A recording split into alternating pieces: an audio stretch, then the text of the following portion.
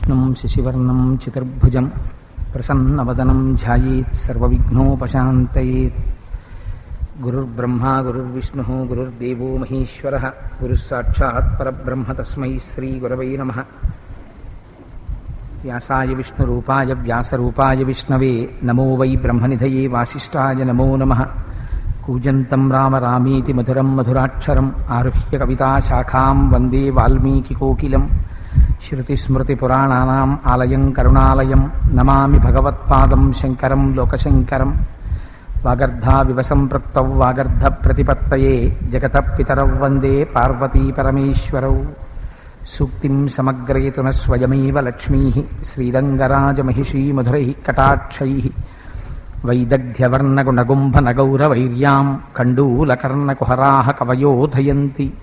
हैमोर्ध्वपुण्ड्रमजहन्मकुटं सुनासं मन्दस्मितं मकरकुण्डलचारुगण्डं बिम्बाधरं बहुलदीर्घकृपाकटाक्षं श्रीवेङ्कटेशमुखमात्मनि सन्निधत्ताम्। मनोजवं मरुततुल्यवेगं जितेन्द्रियं बुद्धिमतां वरिष्ठं वातात्मजं वनरयूधमुख्यं श्रीरामदूतं शिरसा नमामि। आपदामपहर्तारं दातारं सर्वसम्पदां लोकाभिरामं श्रीरामं भूयो भूयो नमाम्यहम्।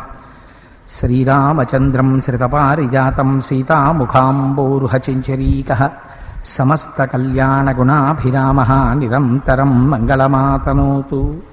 सिन्दूरारुणविग्रहां त्रिनयनां माणिक्यमौलिस्फुरत्तारानायकशेखरां स्मितमुखीम् आपीनवक्षोरुहां पाणिभ्याम् अलिपूर्णरत्नचषकं रक्तोत्पलं बिभ्रतीं सौम्यां रत्नघटस्थरक्तचरणां ध्यायेत् परेहेदम्बिकाम्।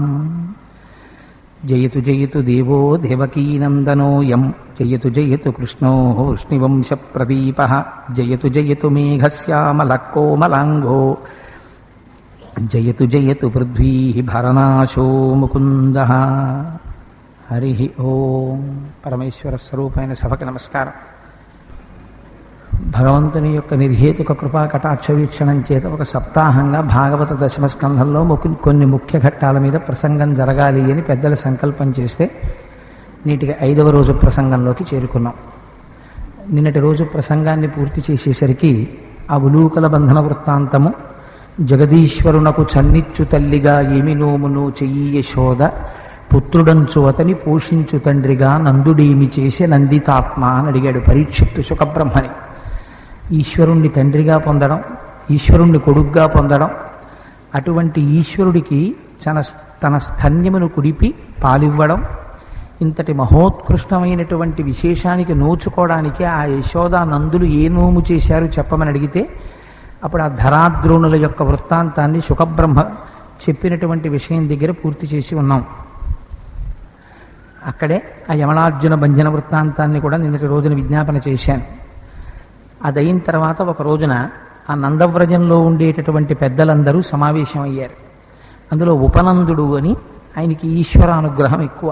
ఎందుచేత అంటే మనకి శాస్త్రంలో ఒక మాట ఉంటుంది, సమస్యకి పరిష్కారం ఎక్కడుంటుంది అంటే సమస్యకి పరిష్కారం మళ్ళీ ఎక్కడో ఉండదు, మన మస్తిష్కంలోనే ఉంటుంది పరిష్కారం కూడా. కానీ ఆ పరిష్కారము ప్రచోదనం కాదు, అది బుద్ధి యందు ప్రకాశించదు. ఎందుకు ప్రకాశించదు అంటే ఈశ్వరుని యొక్క అనుగ్రహము భాషించలేదు కనుక. అందుకే గాయత్రి చేస్తే ప్రతిరోజు ఏమడుగుతారంటే ప్రచోదయాత్ ప్రచోదయాత్ ప్రచోదయాత్.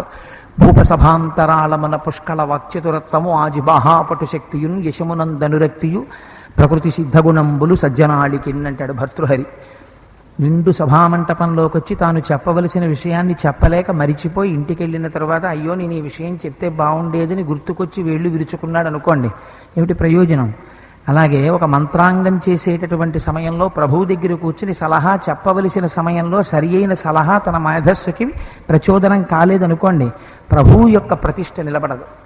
అందుచేత ఏ కాలమునకు ఏ పరిష్కారము ఏ సమస్యకి ఎలా సూచించాలో అప్పటికి తగినట్టు బుద్ధి ప్రచోదనం జరగాలంటే దానికి ఈశ్వరానుగ్రహం ఉండాలి, లేకపోతే చెప్పలేరు. ఇదే నిరూపిస్తారు భాగవతంలో. ఎందరో గోపకులు ఉన్నారు అక్కడ, వాళ్ళందరూ సమావేశమయ్యారు. సమస్య అందరికీ తెలుసు. లేక పుట్టినటువంటి వాడు కృష్ణుడు. ఎవరు? సాక్షాత్ తమ ప్రభువైనటువంటి నందుడికి జన్మించాడు. కానీ ఆయన పుట్టినది మొదలుగా ఉపద్రవాలు వస్తున్నాయి.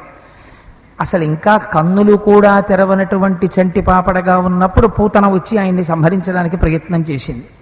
కొంచెం బోర్లగిడపడేటటువంటి వయస్సు వచ్చేటటువంటి సమయానికి శకటాసురుడు వచ్చి సంహరించే ప్రయత్నం చేశాడు. తృణావర్తుడు వచ్చాడు. తదనంతరం నిన్నటి వరకు మనం ఎంతమంది రాక్షసులు వచ్చి ఆయన్ని నిగ్రహించాలని ప్రయత్నం చేశారో చూస్తున్నాం. చిన్నతనంలో ఇన్ని ఉపద్రవాలు వస్తున్నాయి కాబట్టి మనం ఈ నందవ్రజాన్ని విడిచిపెట్టి పక్కనే ఉన్నటువంటి బృందావనానికి వెళ్ళిపోదాము అన్నారు. అక్కడ ఒక మాట చెప్పారు పెద్దలు. అంతమంది గోపబాలురు ఉన్నప్పటికీ అందులో ఉపనందుడు మాత్రమే ఈ మాట చెప్పడానికి కారణము అతని యొక్క బుద్ధి యందు పరమాత్మ యొక్క అనుగ్రహము ప్రకాశించుట. ఆ కారణం చేత బృందావనానికి వెళ్ళిపోదామన్నారు. బృందావనానికి ఆ పేరు రావడానికి ఒక ప్రధానమైన కారణం ఉంది. అక్కడ ఉండేటటువంటి అటవీ ప్రాంతం అంతా పల్లేరుకాయలతో ఎక్కువగా నిండి ఉంటుంది. ఆయన ఒక మాట చెప్పాడు. బృందావనం చాలా రమ్యమైనటువంటి కొండలతో ఉంటుంది. చక్కటి తీయటి జలాలు ప్రవహించేటటువంటి నదులతో ఉంటుంది. అందులో హంసలు, కారండవములు మొదలైనటువంటి జలపక్షులు ఆడుకుంటుంటాయి. అరవిరిసినటువంటి తామర పువ్వులు ఉంటాయి. అన్నిటినీ మించి కావలసినంత పసరిక లభిస్తుంది. కాబట్టి మన పశువులన్నీ ఆ పసరికని మెయ్యచ్చు, కావలసినన్ని నీళ్లు తాగచ్చు. ప్రపంచంలో అన్నింటికన్నా ధర్మం నిలబడడానికి ప్రధానంగా కావలసినది ఏది అంటే నీరు. అసలు నీరు దొరకలేదనుకోండి, ధర్మం లుప్తమైపోతుంది. ఎందుకంటే మీరు ఎప్పుడైనా ఎక్కడికైనా వెళ్ళి పూజ చెయ్యాలని కూర్చున్నారనుకోండి, ఓ ఆచమ్య, ఓం కేశవాయ స్వాహ అన్నారనుకోండి, చేతిలో నీళ్లు పోసుకోవాలి. అసలు ఆ నీళ్లే దొరకలేదనుకోండి, ఇంకా సంధ్యావందనం ఎక్కడుంది? ఇంకా నీళ్లే దొరకకపోతే అసలు పూజ ఎక్కడుంది? నీరు సంజీవనం సమస్తస్య జగత సలిలాత్మక భవయిత్యుచ్యతే మూర్తిర్భవస్య పరమాత్మనః అంటుంది లింగపురాణం. భవతి అంటే బ్రతికి ఉంటా, భవ అట్లా చేయగలిగినటువంటి వాడు భవుడు. ఆ భవుడు ఏ రూపంలో ఉంటాడంటే నీటి రూపంలో ఉంటాడు. అందుకే జంబుకేశ్వరంలో జలలింగము అంటారు. ఆ నీరు దొరకలేదనుకోండి, అసలు ఇంకా ప్రపంచం నిలబడదు. నీటి వల్ల మాత్రమే నిలబడుతుంది, నీటి వల్లనే లయమైపోతుంది. అదో విచిత్రం. అందుచేతనే ఆ నీటికి అంత ప్రాశస్త్యం ఉంది శాస్త్రంలో. అటువంటి నీరు పుష్కలంగా దొరుకుతుంది. అది కూడా ఎటువంటి నీరు? ప్రమాదకరమైనటువంటి నీరు కాదు. అత్యంత తీయని సుగంధభరితమైనటువంటి జలములు దొరుకుతాయి. అందుకని మనందరం బృందావనానికి వెళ్ళిపోదామన్నారు. సరే, ఆ బృందావనానికి బయలుదేరి వెళ్ళేటప్పుడు వృద్ధుల్ని బాలుర్ని బళ్ళెక్కించారు. మొట్టమొదట గోసంపదనంతటినీ నడిపించారు. మంచి విలుకాళ్ళైనటువంటి గోపబాలుర్ని చేతికి ధనస్సు బాణాలు ఇచ్చి ఆ గోసంపదనంతటినీ రక్షణ కలగచేస్తూ బృందావనానికి తరలించారు. బృందావనానికి వెళ్ళిపోయిన తరువాత గోపబాలురందరూ ఇళ్ళు కట్టుకునేటప్పుడు అర్ధచంద్రాకారంగా కట్టుకున్నారు అన్నారు. ఎందుచేత అంటే కృష్ణ భగవానుడికి అనేక ఉపద్రవాలు వస్తున్నాయి కాబట్టి ఆయనని రక్షించుకోవాలి, గోవుల్ని రక్షించుకోవాలి. ఇన్ని గోవుల్ని వేరే ఉంచే కన్నా అర్ధచంద్రాకారంగా ఉండేటటువంటి ఇళ్ల ముందు గోసంపదని పెడితే అవి రక్షింపబడతాయని, అందరి చూపులలోనూ ఉంటాయని ఆ గోసంపదని ఇళ్ల ముందు పెట్టుకున్నారు. చాలా సంతోషంగా కాలం గడుస్తోంది. ఒకనాడు ఉదయం కృష్ణ భగవానుడు బలరాముడితోటి ఇతర గోపబాలులతోటి కలిసి ఆవులను దూడలను పట్టుకుని బయలుదేరాడు. అక్కడ ఉన్నటువంటి బృందావనాన్ని దాటారు. అడవిలోకి ప్రవేశించారు. అడవిలోకి ప్రవేశించి కొంత దూరం వెళ్ళారు. మిగిలినటువంటి అవతారాలు వేటిల్లోనూ కూడా బాల్య చేష్టితములు ఇంతగా ఉండవు. కృష్ణావతారం అంతగా సమ్మోహన అవతారం.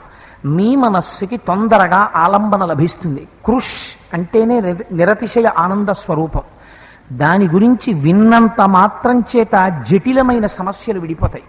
అలా విడిపోయేటట్టు తొందరగా మీ మనస్సుని తీసుకెళ్లి భగవంతుని యొక్క పాదముల దగ్గర నిలబెట్టడానికి సానుకూలమైనటువంటి రీతిలో వర్ణనలు ఉంటాయి.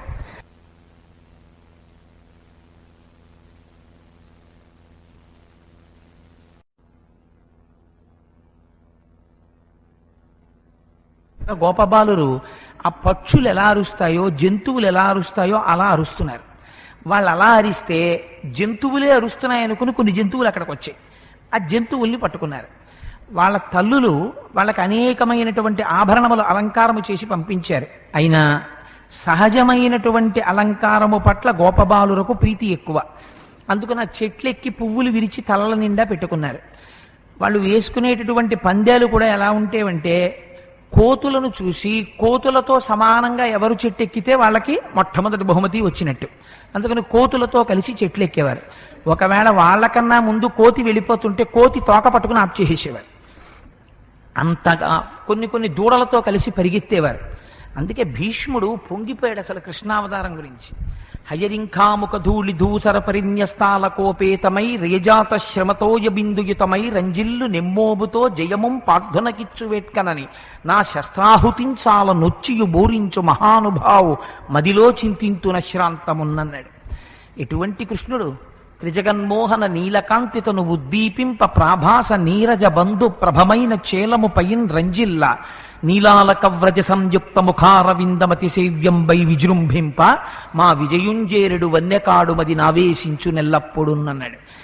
అన్ని మిగిలినటువంటి అవతారాల్లా ఒక సింహాసనం మీద కూర్చున్నటువంటి అవతారం కాదు.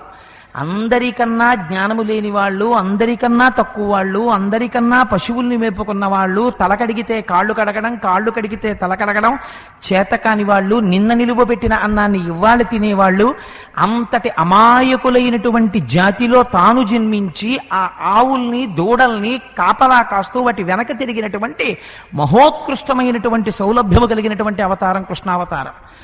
అందుచేత స్వామి అలా వెడుతున్నారు. ఆయనతో పాటుగా ఈ గోపాల బాలురందరూ వెడుతున్నారు. ఇక్కడ మీరు గమనించవలసిన చిత్రం ఒకటి ఉంటుంది కృష్ణలీలలో.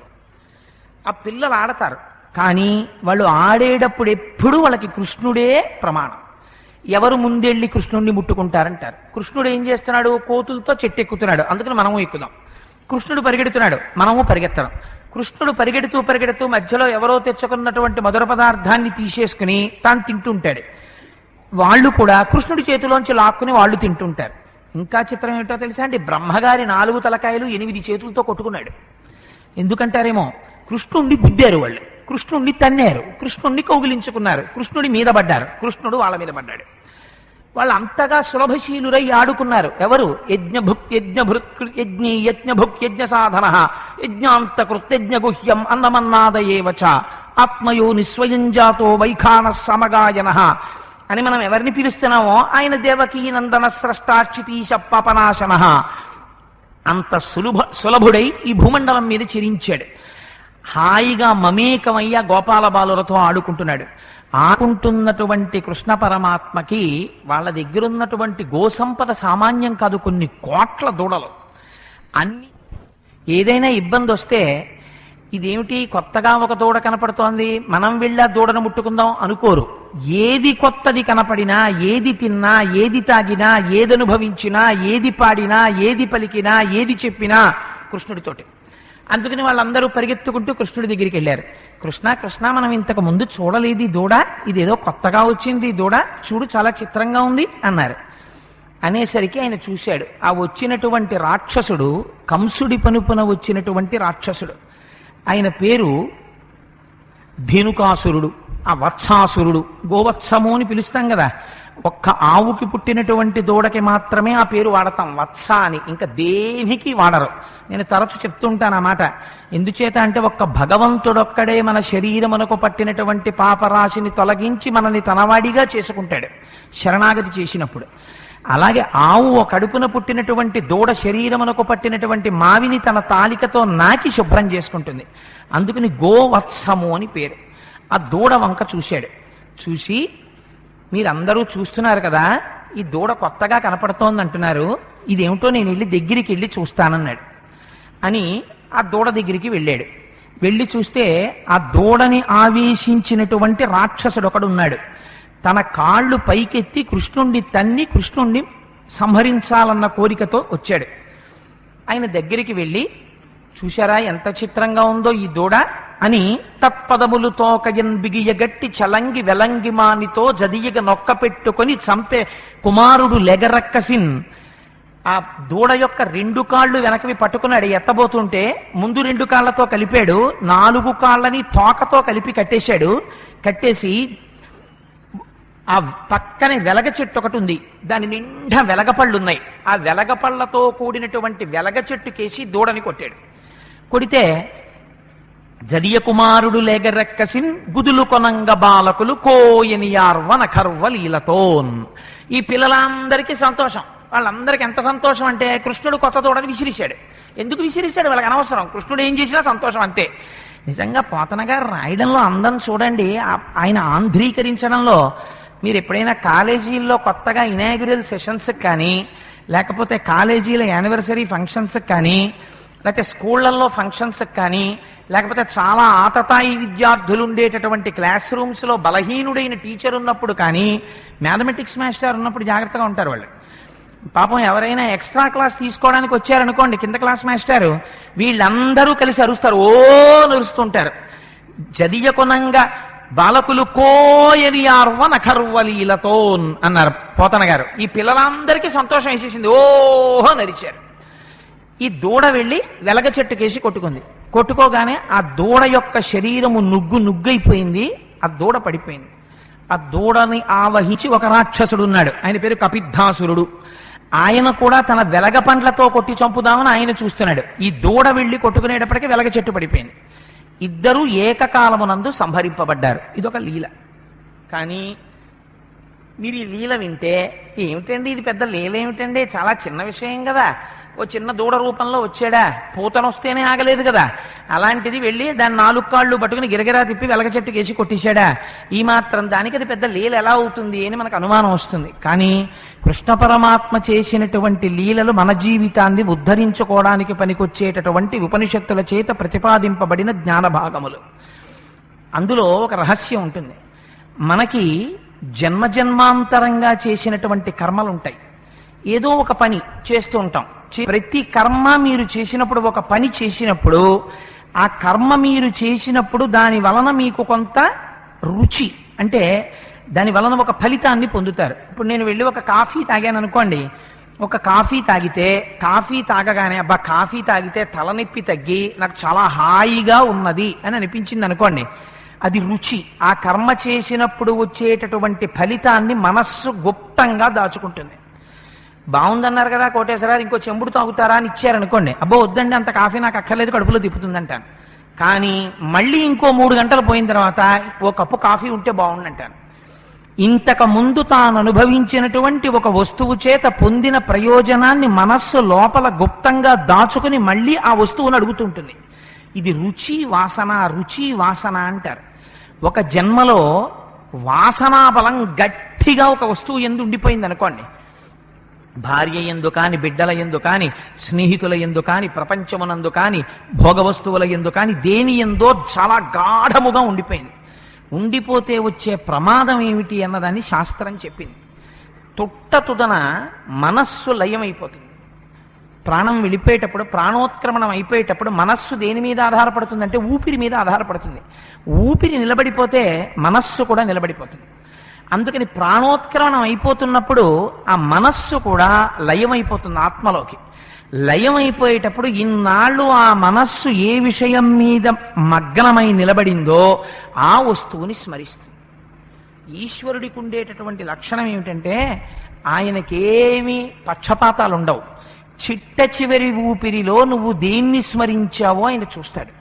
భాగవతంలో ప్రథమ స్కంధంలో చెప్తారు, గొంగళి పురుగు ఒక ఆకు మించి ఒక ఆకు మీదకి వెళ్ళేటప్పుడు కాళ్ళు పైకెత్తి ముందు ఆకు మీద పెట్టి వెనక కాళ్ళనెత్తి పాకినట్టు చిట్ట చివరి స్మరణ దేనిని ఉద్దేశించి జరిగిందో తత్సంబంధమైన ఉపాధిలో ఆ కోరిక తీరేటట్టుగా ఈ శరీరాన్ని విడిచిపెట్టి కొత్త శరీరంలోకి ప్రవేశిస్తాడు.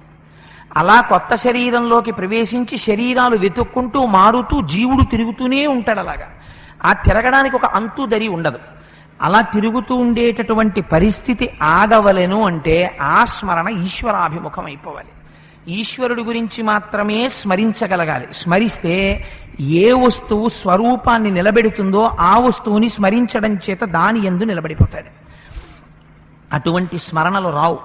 అందుకని ఒక జన్మలో చేసుకున్నటువంటి మగ్నత అంటే ఆయన నొసటను అలా రాసిపెట్టి ఉందండి. ఆయన పురాణం చెప్పాలని రాసిపెట్టుంది, చెప్తున్నాడు. ఆయనకి గుళ్ళోకి వెళ్ళాలని రాసిపెట్టుంది, గుళ్ళోకి వెడతాడు. ఆయనకి తిరుమల వెళ్ళాలని రాసిపెట్టుంది, తిరుమల వెడతాడు.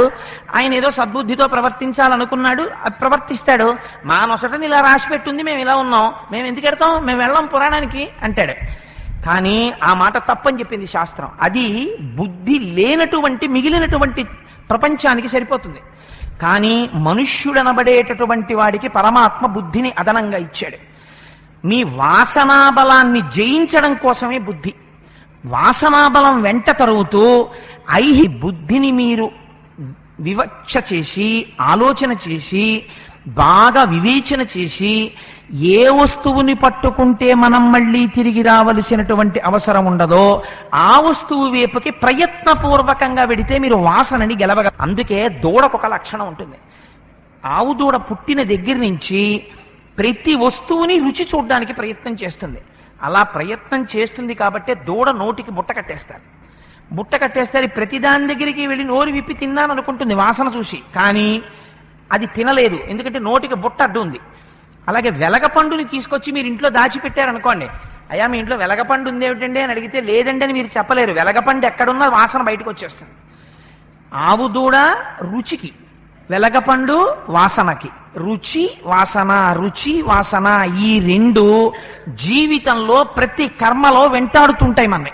ఒక పని చెయ్యడం, దాని రుచి తెలుసుకోవడం, గుప్తంగా దాచుకోవడం, వాసనగా పదిలపరుచుకోవడం, మళ్ళీ దాన్ని గుర్తు తెచ్చుకోవడం, మళ్ళీ దాన్ని అనుభవిస్తూ ఉండడం, మళ్ళీ వదిలిపెడుతూ ఉండడం, ఇలా ఏ కర్మల యొక్క రుచి యందు నీ మనస్సు బాగా నిలబడిందో ఆ రుచిని అనుభవించడానికి మళ్ళీ ఉపాధులు స్వీకరించాలి. ఈ పరిస్థితి రాకుండా ఉండడానికి నీ రుచి వాసనని మార్చాలి. ఎలా మార్చాలి? ఈశ్వర నామని చెప్పాలి. ఇప్పుడు గోపాల బాలురు ఏం చేశారు? వాళ్ళేం రుచి వాసన జయించే ప్రయత్నం చేయలేదు. ఏది వచ్చినా కృష్ణుడికి చెప్పారు. కృష్ణ కొత్త దూడ వచ్చిందన్నారు. కృష్ణ చూసావా మేము నీతోనే ఆడుకుంటా ఉన్నారు. కృష్ణ నువ్వు చెట్టెక్కితే చెట్టెక్కుతా ఉన్నారు. ఏ స్మరణ జరిగినా, ఏ పని జరిగినా, ఏది జరిగినా కృష్ణార్పణమస్తు. ఇంతకన్నా మనం చెయ్యవలసింది ఉండదు. భగవానుడు వెనక నుండి నడిపిస్తున్నాడు. ఇందులో నా స్వప్రయత్నం ఏమీ లేదు. నేను ఆయన చేతిలో పనిముట్టుని. పటకార మరుగుతున్నటువంటి పాల గిన్నెని దింపుతుంది. పటకార అహంకరించింది అనుకోండి, నేను కాబట్టి మరుగు గిన్నెని దింపాను, ఇదే నీ చేత్తో దింపగలవా అని అడిగింది అనుకోండి, పటకార స్వతంత్రంగా మరుగుపాలతో కూడినటువంటి గిన్నెని దింపగలదా? దింపినది మీ చెయ్యే. కానీ చేతితో ముట్టుకుంటే వేడిగా ఉంది కాబట్టి మీరు పటకారతో గిన్నెను పట్టుకుని గిన్నె దింపారు. కానీ చేతితో దింపినట్టుగా పటకారతో దింపినట్టు నా వెనక ఈశ్వరుడే ఉండి అన్నీ చేయిస్తున్నాడని మీరు ఉదయం లేవగానే సంకల్పం చేసి నా బుద్ధి యందు ఆయనే ప్రచోదనము చేయుగాక అని ఒక నమస్కారం చేసి రాత్రి మళ్ళీ నిద్రపోయే ముందు ఏతత్ఫలం శ్రీకృష్ణార్పణం వస్తుంది. ఇవాళ నేను ఏ పనులు చేశానో అవి ఈశ్వరుడు చేయించాడు. అయితే అండే అలా అనకూడదు, అసలు ఆ ప్రశ్నే రాదు. అందుకని శ్రీకృష్ణార్పణమస్తు అని నువ్వు పడుకుంటే నీ వెనకాతల రుచి వాసనని తట్టుకోవడానికి ఆనాడు గోపాల బాలుర్ని కాపాడి ఆవు దూడని వెలగ చెట్టు కేసి కొట్టి సంహరించి రక్షించినటువంటి చందమున నిన్ను కూడా ఉపద్రవముల నుండి రక్షించడానికి భగవానుడు సర్వకాలముల యందు సిద్ధుడై ఉంటాడు. ఈ రుచి వాసన మన ప్రయత్నంతో మనం గెలవగలం అనుకునేంత పొరపాటు ప్రపంచంలో ఇంకోటి ఉండదు. అందున గృహస్థాశ్రమంలో ఉన్నవాడికి మరీ కష్టం. ఎందుచేత అంటే ఇంద్రియములు ఉన్నాయి, ఇంద్రియములు భోగాల వైపు పరిగెడతాయి.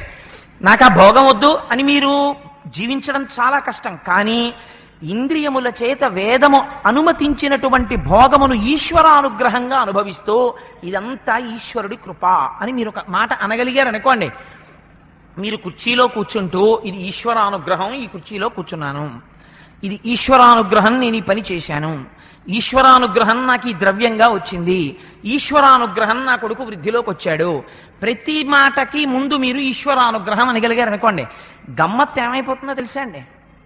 ఇది ఈ స్థితి ఆనుకూల్యతా సిద్ధి యందు మాత్రమే అనడం కాదు, మనకి కలిసి వచ్చినప్పుడల్లా ఈశ్వరుని అనుగ్రహం వల్ల కలిసి వచ్చినది అంటూ ఒకనాడు ఏదో కష్టం వస్తుంది, ఎక్కడ మెట్ల నుంచి జారి కింద పడ్డాడు, మోకాలు నొప్పి చేసింది, ఈశ్వరానుగ్రహం వల్ల మోకాలు నొప్పి చేసినది అన్నాను అనుకోండి. నేను మీరేమంటారు? వీడికి ఏదో వెర్రి పుట్టిందిలా ఉంది, ఈశ్వరానుగ్రహం వల్ల మోకాలు నొప్పి పుట్టడం ఏమిటంటారు. కానీ అదే కరెక్ట్. మోకాలు నొప్పి పుట్టడం కూడా ఈశ్వరానుగ్రహమే. ఏమో కిందటి జన్మలలో ఏ పాపం చేస్తే నాకు ఈ జన్మలో మోకాలు నొప్పి పెట్టవలసిన అవసరం వచ్చిందో, కానీ మోకాలు విరిగిపోకుండా నడవగలిగినటువంటి శక్తినిచ్చి నొప్పి మాత్రమే పెట్టి నా నిత్యకర్మలు నేను చేసుకునేటట్టు అనుగ్రహించిన వాడు కూడా పరమాత్మయే. అందుకని మోకాలు నొప్పి పెట్టేయడం కూడా ఈశ్వరానుగ్రహమే. నేను చేసిన పాపం అంతటితో పోయింది. లేకపోతే నమ చోరాయిచ శిష్ప్యాయిచ భేన్యాయిచ సికత్యాయిచ ప్రవాహ్యాయిచ లోప్యాయిచ హరిత్యాయిచ అని మీరు నమక చమకాలు ఎలా చెప్తారు? దొంగ కూడా ఈశ్వర స్వరూపమే. దొంగ ఈశ్వరుడు ఎలా అవుతాడండి? దొంగ ఇంట్లో పడి డబ్బులు ఎత్తుకుపోయాడు అనుకోండి, ఎత్తుకుపోతే ఈశ్వరానుగ్రహము చేత దొంగ మా ఇంట్లో పడ్డాడు అని మీరు అనగలరా? అనగలగాలి జ్ఞానైతే. అందుకే ధూర్జట ఒక మాట అంటాడు, నిన్ను సేవింపగా నాపదల్పడమని, నిత్యోత్సవం బబ్బని, జనమాతృండనని, సంసార మోహంబు పైగొనని, జ్ఞానము కల్గని, గ్రహగతుల్ కుందింపని, మేలు వచ్చిన రాణి, అవి నాకు భూషణములే శ్రీకాళహస్తీశ్వర. ఒకవేళ నీ సేవ చేస్తూ ఉండడం చేత నాకు ఒకవేళ కష్టమే రాని, కష్టం వచ్చినా ఇది కూడా ఈశ్వరానుగ్రహమే అని నేను అనగలిగినటువంటి మానసిక దారుఢ్యాన్ని నాకు కటాక్షించు. తప్ప కష్టం వచ్చినప్పుడు ఈశ్వరుడు లేడని, సుఖం వచ్చినప్పుడు మాత్రం ఈశ్వరుడు ఉన్నాడనడం ద్వంద్వమైపోతుంది. ఈ కష్టం వచ్చినప్పుడు కూడా ఈశ్వరానుగ్రహం ఎంత లేకపోతే నన్ను ఈ చిన్న కష్టంతో బయట పెట్టాడు అనగలిగినటువంటిది పరిణిత శక్తి, అది జ్ఞానం. ఆ స్థాయికి ఎత్తమని అడగడం మనకి లీల చేత, ఈ లీల యొక్క వైభవం చేత ప్రకాశింపచేస్తారు. అందుచేత ఎవరు ఈ లీలలు వింటున్నారో అటువంటి వారికి జన్మజన్మాంతరముగా వెంటాడుతున్నటువంటి రుచి వాసనల యొక్క బలమును తొలగతోసి, రుచి వాసన ఉండకుండా ఉండవండి. మీరు బాగా జ్ఞాపకం పెట్టుకోండి. అంతకుముందే ఏమండి చక్కెర పొంగల్ తిన్నాడు, ఇంకా మళ్ళీ చక్కెర పొంగల్ తినాలని కోరిక పుట్టరా, కృష్ణ పూజ చేస్తే అని అనకండి. చక్కెర పొంగలి తింటాడు, అప్పుడు తింటాడు, ఇప్పుడు తింటాడు. నేను ఒక ఉదాహరణతో పూర్తి చేస్తాను ఈ లీలని. అప్పుడు చక్కెర పొంగల్ తిన్నాడు నాకు ఇష్టమని, ఇప్పుడు తింటాడు చక్కెర పొంగల్ నాకు ఇష్టమని. అప్పుడు చేసుకున్నప్పుడు నా కోసమని చేసుకు తింటాడు. ఇప్పుడు చేసుకున్నప్పుడు ఇవాళ శుక్రవారమే చక్కెర పొంగల్ చేయి, కృష్ణ పరమాత్మకి నివేదన చేసి ప్రసాదంగా తీసుకుంటానంటే, ముందు చక్కెర పొంగల్ తీసుకెళ్లి కృష్ణ పరమాత్మ దగ్గరికి పెట్టి, స్వామి ఆ చక్కెర పొంగలి తిని జీర్ణం చేసుకోగలిగినటువంటి శక్తి స్వరూపుడవు నీవు. అహం వైశ్వానరో భూత్వా ప్రాణినాం దేహమాశ్రిత ప్రాణాపాన సమాయుక్తం పచాన్యన్నం చతుర్విధం. నా లోపల ఉండి నేను తిన్నటువంటి ఆహారం రుచి కొరకు నాలుక వరకు మాత్రమే చూసి పదార్థమును నవిలి లాలాజనముతో కలిపి మింగినటువంటి పుల్లని పదార్థమును రుచి చూడకుండా లోపల అగ్నిహోత్రుడవై పచనము చేసి జీర్ణము చేసి శక్తిగా మార్చి నా రక్తములో ప్రవేశపెట్టి శేష పదార్థమును బయటికి విసర్జించగలిగినటువంటి శక్తినిచ్చినటువంటి వాడు నీవని అంగీకరించి నివేదన చేసి ప్రసాద బుద్ధితో తాను స్వీకరిస్తున్నాడు. అప్పుడు తిన్నాడు, ఇప్పుడు తిన్నాడు. అప్పుడు తిన్నది దొంగ తిండి, ఎవడు యజమానో వాడికి చెప్పకుండా తిన్నాడు. ఇప్పుడు తిన్నది నిజమైన తిండి, ఎవడు ఈశ్వరుడో ఎవడు యజమానో వాడికి చూపించి తను తిన్నాడు. ఇది నివేదన యొక్క రహస్యం. అందుకని మన సంప్రదాయంలో ఏదైనా సరే నివేదన చేస్తారు. ఆఖరికి అలవాటైపోయినటువంటి పెద్దలు ఏ స్థితికి వెళ్ళిపోతారో తెలుసా అండి? టాబ్లెట్ వేసుకుంటే అనుకోకుండా అన్ని పైకేమనక్కర్లేదు, ఉమామహేశ్వర పరబ్రహ్మార్పణమస్తు అనుకుని టాబ్లెట్ వేసుకుంటాడు. అదేంటండి టాబ్లెట్ ఉమామహేశ్వర పరబ్రహ్మార్పణమస్తు అంతే, అలవాటు అయిపోయింది. ఇంకా జీవిత స్థానంలో మీరు లక్ష్మీనారాయణ పరబ్రహ్మార్పణమస్తానండి, నామరూపాలతో ఏముంది, పెద్ద గొడవేం లేదు. ఏ పేరు పెట్టినా సరే ఈశ్వరుడి పేరు అంతే. ఆ స్థితికి తీసుకెళ్ళగలిగినటువంటి ఏర్పాటు ఏ లీల మనకి చెప్తోందో దానికి కపిద్ధాసుర వత్సార సంహార లీల అని పేరు. తదనంతరం ఒక రోజున మళ్ళీ గోపాల బాలులతో కలిసి శ్రీకృష్ణ పరమాత్మ బృందావనంలో ఉన్నటువంటి అరణ్యంలోకి వచ్చారు. వస్తే మీకు చెప్పాను కదా ఇందాకనే, గోపాల బాలులతో ఉన్నటువంటి పెద్ద విశేషం ఏమిటంటే వాళ్ళు ఏది చూసినా ముందు కృష్ణుడికి చెప్తారు. ఇది కొంతమందికి అలవాటు ఉంటుందండి, అలాంటి వాళ్ళతో చాలా జాగ్రత్తగా ఉండాలి తెలుసా అండి. మీతో ఎవరైనా దెబ్బలాడారనుకోండి, వాళ్ళు ఏం మాట్లాడరు. వాళ్ళు చక్కగా అంతా వినేసి మర్నాడు పూజామందిరంలోకి వెళ్ళి అక్కడ చెప్తాడు ఆయన, అయ్యా నన్ను ఇలా అన్నాడండి, నా మనస్సు చాలా బాధపడింది, ఈశ్వరా నువ్వు నాకు తండ్రివి, త్వమేవ మాతాచ పితాత్వమేవా త్వమేవ బంధుస్య సఖాత్వమేవా, నేను నిన్ను నమ్మాను, నేను ఫలానా వాడి వల్ల క్లేశమును అనుభవిస్తున్నాను, నా అంత నేను ఎవరిని ద్వేషించను, ప్రతీకార బుద్ధితో ప్రవర్తించను, కానీ నా యోగక్షేమములు చూడవలసిన వాడివి నువ్వు ఎలా నిర్ణయిస్తే అలా అంటాడు. ఇంకక్కడి నుంచి ఎవడు శరణాగతి చేశాడో వాడి పట్ల ఆయన బయలుదేరితే చాలా ప్రమాదం. అందుకే శాస్త్రం అంటుంది అందరికన్నా ఎవరి విషయంలో జాగ్రత్తగా ఉండాలో తెలుసా? భాగవతుల విషయంలో జాగ్రత్తగా ఉండాలి. భగవంతుడి పట్ల చేసినటువంటి అపచారాన్ని భగవంతుడు క్షమిస్తాడు, భాగవతుల పట్ల చేసిన అపచారాన్ని భగవంతుడు కూడా క్షమించడు, మళ్ళీ భాగవతులే క్షమించాలి. అంబరీషుడి జోలికి దూర్వాసో మహర్షి అంతటి వాడు వెడితే శ్రీ మహావిష్ణువు జోక్యం చేసుకోవాలని తీయని వెనక్కి సుదర్శనాన్ని మళ్ళీ అంబరీషుడిని అడుగు, ఆయన తీస్తాడన్నాడు. సో భాగవతుల విషయంలో అంత జాగ్రత్తగా ఉండమని చెప్పింది శాస్త్రం. ఇది రుచి వాసనకి సంబంధించినటువంటి లీల. తదనంతరం ఒకనాడు గోపాల బాలులతో కలిసి మళ్ళీ వచ్చారు. వస్తే అక్కడే ఉండేటటువంటి ఆ యమునా నది ఒడ్డున ఒక పెద్ద కొంగ ఒకటి నీటిలో నిలబడి ఉంది. సాధారణంగా మీరు ఎప్పుడైనా చూశారో లేదో, ఎప్పుడైనా ఓ చెట్టు మీద పక్షి కనపడింది అనుకోండి, మనకి చాలా ఆశ్చర్యజనకంగా ఉంటుంది. ఎంత బాగుందో పిట్ట, ఎంత బాగుందో అంటాం. అందున కొంగని చూశారనుకోండి చాలా ఆకర్షణీయంగా ఉంటుంది. మరి ఆ కొంగకున్న లక్షణం ఏమిటో కానీ ఎప్పుడూ దానికి బురద అంటుకోదు. చక్క తెల్లగా ఎప్పుడు మడత పంచ కట్టుకుని ఆయన ఎలా ఉంటాడో అంత తెల్లగా ఉంటుంది చక్కగా. ఆ కొంగ ఎక్కడుంది? నీటిలో నిలబడింది. ఎన్ని కాళ్ళ మీద నిలబడింది? ఒక కాలు మీద నిలబడింది. లేవా 2 కాళ్ళు ఉన్నాయి, కానీ ఒంటి కాలి మీద నిలబడింది. ఎల్ల పనులు మాని ఏకాగ్రచిత్తుడై మౌని వృత్తి ఇతర మమత విడచి, అలా నిలబడ్డంలో కూడా మౌని వృత్తి ఇతర మమత విడిచి ఆ కేశవుణ్ణి మాత్రమే మదిలోన తలచుచు భగవంతుణ్ణి మాత్రమే మనసులో తలుచుకున్నటువంటి మహాసాధకుడైనటువంటి పుణ్యాత్ముడు ఎలా ఉంటాడో అలా నిలబడింది. నిలబడి ఎల్ల పనులు మాని ఏకాగ్రచిత్తుడై, ఇంకా ఇతర పనులేమీ లేవు, ఒక్క భగవంతుడి గురించే ధ్యానం చేస్తుంటుంది. అలా ధ్యానం చేసేటటువంటి మహాత్ముడైన పరమ పుణ్యాత్ముడైన ఒక భక్తుడు ఎలా ఉంటాడో అలా నిలబడింది. భక్తుడికి ఏముంటుందండి కోరిక? ఆయనకేం కోరిక ఉండదు, భగవంతుణ్ణే కోరుకుని నిలబడతాడు. అలా కొంగ నిలబడుతుంది. కానీ కొంగ కూడా భక్తురాలని మీరు అనుకుంటే పొరపాటే. ఎందుకని? అది అలా నిలబడుతుంది, కానీ దాని దృష్టి అంతా చాప మీదే ఉంటుంది. చాప కొంచెం అలా కనపడింది అనుకోండి, అంత ఒంటి కాలి మీద నిలబడి తెల్లగా ఉండి సత్వగుణ స్వరూపంగా పరమభక్తుల్లా ఉన్నటువంటి కొంగ చటుక్కున తన చంపుటాల్లోకి ఆ చాపని ఇరికించుకుని ఎగిరిపోతుంది ఆకాశంలోకి. అందుకే కొంగ జపం రా అంటుంటారు. చేసేది జపం చేస్తున్నట్టు ఉంటాడు, కానీ ఇంటికి ఎవరొచ్చారో, తలుపు ఎవరు కొట్టారో, ఫోన్ ఏమొచ్చిందో, భార్య నిజంగా నువ్వు జపం చేశావని గుర్తేమిటి? ఏమండి వచ్చి ఎన్ని మాటలో మిమ్మల్ని పిలిచాను కానీ మీరు పలకలేదండి అన్నారనుకోండి. పిలిచావా నువ్వు? నాకు నిజంగా వినపడలేదే అని మీరు అన్నారనుకోండి. అప్పుడు మీ మనస్సు ధ్యానమునందు లగ్నమైందని గుర్తు. ఇంద్రియములు మనస్సులోకి వెళ్ళి మనస్సు మీరు ధ్యానం చేస్తున్నటువంటి స్వరూపము యొక్క పాదముల యందు నిలబడాలి. కానీ ఇక్కడ నిలబడినట్టుగా పట్టుపంచ కట్టుకుంటాడు, ఉత్తరీయం వేసుకుంటాడు, పూజామందిరంలో కూర్చుంటాడు, అగరత్తులు, దీపం, గంట, తెల్లవారుజామున 4 గంటలకి అపార్ట్మెంట్లో మిగిలిన ఫ్లాట్ల వాళ్ళందరూ లేచిపోతారు, పెద్ద అల్లరి, ఇంటి నిండా నీళ్లు జిమ్మేస్తాడు, భార్య దారి పడిపోతుంది, ఇంత అల్లరి చేస్తాడు. ఇంత అల్లరి చేసేమిటి? కూర్చుంటాడు, పూజ అంటాడు, నానా అల్లరి చేస్తూ ఉంటాడు. కానీ ఫోన్ ఏం మోగిందో, తలుపు ఎవరు కొట్టారో, పని మనిషి ఎన్నింటికి వచ్చిందో, చాకలు ఏం మాట్లాడిందో అన్నీ ఈయన మనసులోనే ఉంటాయి. పూజా మందిరంలోంచి బయటికి వస్తూనే భార్యని ఇవన్నీ అడుగుతాడు, ఫోన్లు ఏమైనా వచ్చాయా అంటాడు. ఆవిడికి నిజానికి స్పృహ లేదు పాపం. ఆవిడ ఏం రాలేపోయాడే నీ మొహం, 2 మాటలు వచ్చింది కదా, హైదరాబాద్ నుంచి ఆయన చేశాడు కదా అంటాడు. వీరికి ఎలా తెలిసింది? నిజంగా జపం చేస్తే తెలిసిందా? అందుకని ఎల్ల పనులు మాని ఏకాగ్రచిత్తుడై మౌని వృత్తి ఇతర మమత విడచి ఆ మనసులోన నిలిపి భగవంతుణ్ణి మాత్రమే మనసులో నిలిపినటువంటి సాధు పురుషుడు ఎలా ఉంటాడో అలా నిలబడింది ఆ కొంగ.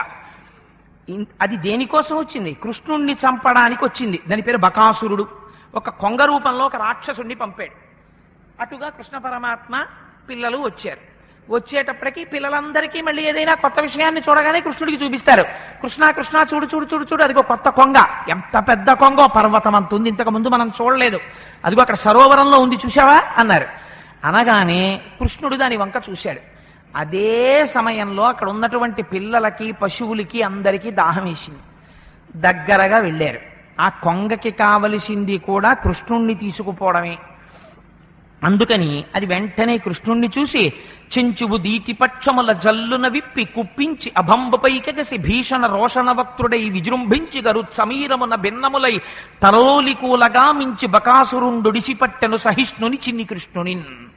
అదొక్కసారి రెక్కలు అల్లార్చి కుప్పించి పైకెగిసి ఆకాశం మీద గిరగిర గిరగిర తిరిగింది. తిరిగేటప్పటికీ ఆతత పక్షమారుతరజ కంపిత ఘూర్ణితాచల వ్రాత మహర్ణవుండు అని గరుత్మంతుడి యొక్క వేగాన్ని వర్ణిస్తారు. అలా దాని యొక్క రెక్కలలోంచి వచ్చినటువంటి గాలి వేగమునకు అక్కడ ఉన్నటువంటి పెద్ద పెద్ద చెట్ల కొమ్మలు విరిగి పడిపోయాయి. అది గాలిలో తిరుగుతుంటే గోపాల బాలురందరూ నిశ్చేష్టితులైపోయి అలా నిలబడిపోయారు. ఇదేమిటి ఇంత కొంగిలా ఎగురుతోందని. అది తిరిగి తిరిగి వచ్చి కృష్ణ పరమాత్మని తన యొక్క ముక్కులోకి ఇరికించుకుని దూరంగా ఎగిరిపోయింది, మింగేసింది. ఆయన దాని కంఠం దగ్గర అడ్డుపడ్డారు. ఇక్కడ చూస్తాడు పరమాత్మ, తన గురించి ఏడిచ్చేవాడు ఎవడైనా ఉన్నాడా? అక్కడ ఉన్న గోపాల బాలురందరూ అరుస్తున్నారు, కృష్ణ నువ్వు లేకపోతే మాకు జీవితం ఎక్కడుంది? నిన్ను కొంగ మింగేసింది, మేమే చూపించాం కొంగని, అనవసరంగా వెళ్ళావు, కృష్ణ కృష్ణ అని ఏడుస్తున్నారు. వాళ్ళు పారిపోలేదు. మనమైతే పారిపోతాం, అందుకే భక్తుడి విషయానికి సంసారి విషయానికి తేడా ఉంటుంది. గజేంద్రుడు స్నానం చేద్దామని వచ్చినప్పుడు ఎంతమంది వచ్చారండి గజేంద్రుడి వెనకాత? 16 లక్షల కోట్ల మంది భార్యలు వచ్చారు. స్నానం చేస్తుంటే మొసలి పట్టుకుంది. మళ్ళీ ఇలా ఏనుగు కన్ను మూసి కన్ను తెరిచేటప్పటికీ అందరూ వెళ్ళిపోయారు. ఎవరున్నారు? మకరితోడపోరు మాతంగ విభుని ఒక్కరిని డించిపోవ కాళ్ళు రాక కోరి చూచుచుండే కుంజరీయు దంబు మగలు తగులు కారే మగువలకును అన్నారు పోతన గారు. అందరూ వెళ్ళిపోయారు భార్యలు తప్ప. మన వయసిగతే కామ వికార శుష్కే నీరే కక్కాసార క్షీణే విత్తే కప్పరివార జ్ఞాతే తత్తే కస్సంసార అంటారు భజగోవిందంలో శంకర భగవత్పాదులు. వయస్సు వెళ్ళిపోయింది అనుకోండి, ఇంకా కామ వికారం ఎక్కడి నుంచి వస్తుంది?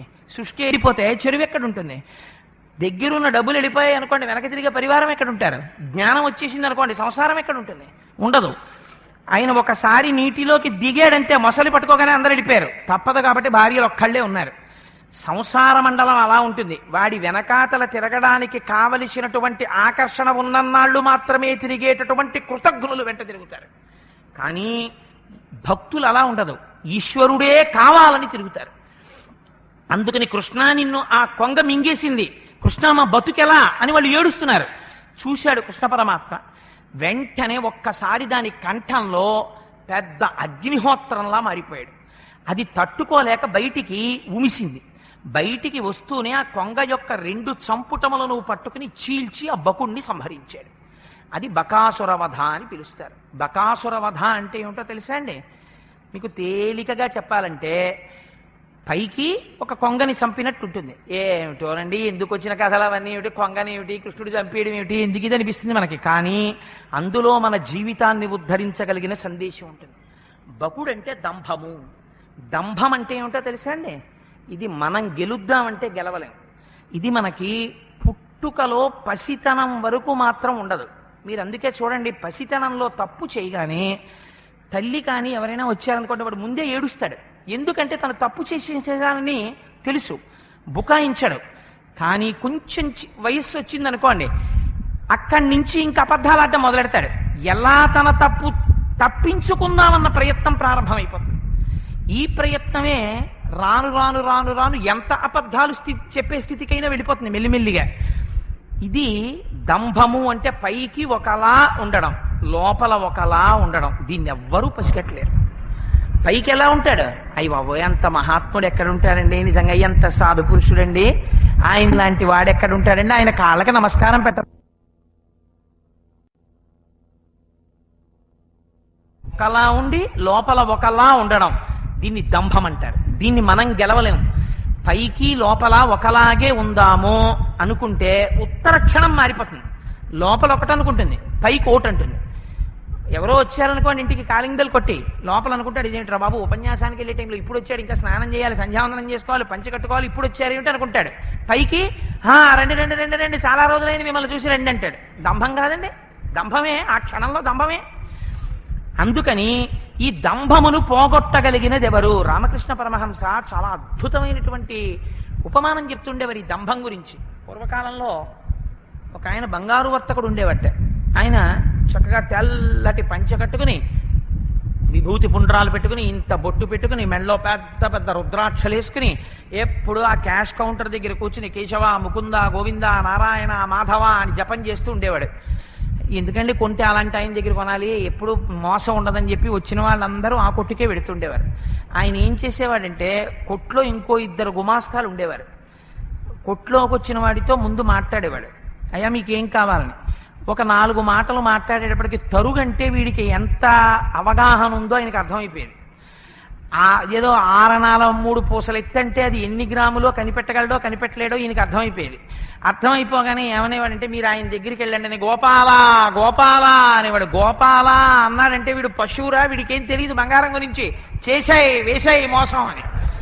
అందుకని ఆయన ఏం చేసేవాడంటే 2 వస్తువులు చూపించి, అయ్యా ఇది బాగా నచ్చిందండి, మాకు బాగుందంటాం మనం. మనకు కావలసింది ఒకటి నామరూపాలు అంతే. ఈ గొలుసా ఆ గొలుసా ఉన్నది బంగారమే. అందుకని ఆ నామరూపాలు చూసి మనకి వ్యామోహం.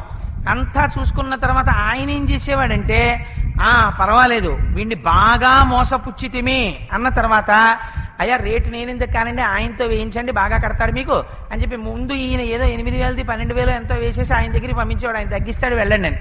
ఆ పంపించేటప్పుడు హరహరా హరహరా అనేవాడు, అంటే హరించేయి హరించేయి. ఆయన ఏదో 1,500 తగ్గించానని చెప్పి కావలసినంత ఉడికేసేవాడు. ఈయన ఆ డబ్బులు బుక్ చేసుకుని ఓ నమస్కారం పెట్టేవాడు. అందులో మొట్టమొదట మోసము చెయ్యవచ్చు అని ఎవరు చెప్పాలి? ప్రొపరేటర్ గారే చెప్పాలి. అందుకని చెప్పి మొట్టమొదటి ఆయనే గోపాల గోపాల అన్నాడో వచ్చిన వాడికి పసుపు రాసి వేపమండలు కట్టేశారని లెక్కే, బలి పశువుని చేసేశారని. ఇది పైకి అందరూ ఇలా విభూతి పెట్టుకుని ఇంతంత బొట్లెట్టుకుని రుద్రాక్షలు వేసుకుని ఉండేవారు కొట్లో. లోపల జరిగేది ఇది తంతు, ఇది దంభము. పైకి ఒకలా ఉండడం, లోపల ఒకలా ఉండడం, ఈశ్వరనామాన్ని కూడా అటువంటి మోసానికి వాడుకోవడం. ఇటువంటి దంభమును నీ అంత నీవు గెలవలేవు. దీన్ని ఎవరు తీయాలి? ఈశ్వరుడు ఒక్కడే తీయాలి. ఆయన పాదములు పట్టుకోగా పట్టుకోగా ఎందుకొచ్చిందిరా, మనం దంభం లేకుండా మనం ఉన్నది ఉన్నట్టు ప్రశాంతంగా ఉందాం అని తన మనసులో ఉన్న మాట ధైర్యంగా చెప్పగలిగినటువంటి స్థితిని చేరుకుంటాడు. అలా చేరుకున్న నాడే మనుష్య జన్మకి ప్రయోజనం. అందుకని ఈ దంభాసురుణ్ణి సంహరించడమే బకాసురుణ్ణి సంహరించడం, బకాసురుణ్ణి సంహరించడమే కొంగని చంపడం. పైకి కొంగని చంపడం కింద ఉంటుంది లీల, కానీ ఆంతరమునందు దాని రహస్యం వేరు. ఇది జరిగిన తరువాత ఒక ఆశ్చర్యకరమైన సంఘటన జరిగింది బృందావనంలో. భాగవతంలో ఈ లీల గురించి చెప్తూ ఫలస్తుతి చెప్పారు. ఎంత చిత్రమైన ఫలస్తుతి చెప్పారంటే, ఎవరైతే ఈ లీలని వింటున్నారో మీకు తెలియకపోవచ్చు, కానీ మీకు జన్మజన్మాంతరంగా ఎప్పటి నుంచో తీరవలసిన ఒక ప్రధానమైన కోరికని తీర్చగలది ఈ లీల అని చెప్పారు.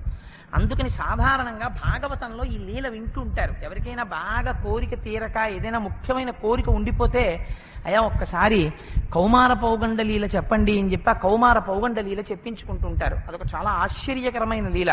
భాగవతంలో రుక్మిణీ కళ్యాణం ఎంత గొప్పదో, పెళ్లి కాని ఆడపిల్లలకి పెళ్లి జరగడానికి ఎంతో గొప్పదిగా చెప్తారు రుక్మిణీ కళ్యాణం. ఎల్లుండి ఎలాగో రుక్మిణీ కళ్యాణంతోనే పూర్తి చేస్తాం కదా, అలాగే ఇప్పుడు చెప్పబోయేటటువంటి కౌమార పౌగండ లీల కూడా అంత గొప్పది.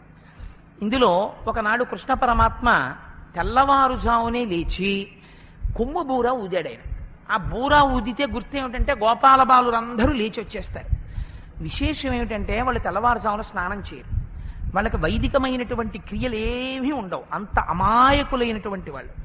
చల్దెన్నాన్ని మధుర పదార్థాలని వాళ్ళు ఉట్టిలో పెట్టుకుంటారు. ఉట్టిలో పెట్టుకుని కర్రకి ఒక వేపుకి తగిలించుకుంటారు. ఆ కర్రని భుజం మీద వేసి పట్టుకుంటారు. తమ దూడల్ని పిలవడానికి కొమ్ము బూరలు చేత్తో పట్టుకుంటారు. పట్టుకుని ఈ గోపాల బాలురందరినీ పిలిచాడు. ఒక ఆయన ఆవకాయన్నం తెచ్చాడు, ఆయన మాగాయన్నం తెచ్చాడు, ఆయన ఏదో నువ్వులుగుండా అన్నం తెచ్చాడు. ఇవన్నీ చిక్కాలకు కట్టుకున్నారు. కట్టుకుని వీళ్ళందరూ కలిసి బృందావనంలోకి బయలుదేరారు. ఆడుకుంటున్నారు, పాడుకుంటున్నారు, సంతోషంగా బృందావనంలోకి వెడుతున్నారు.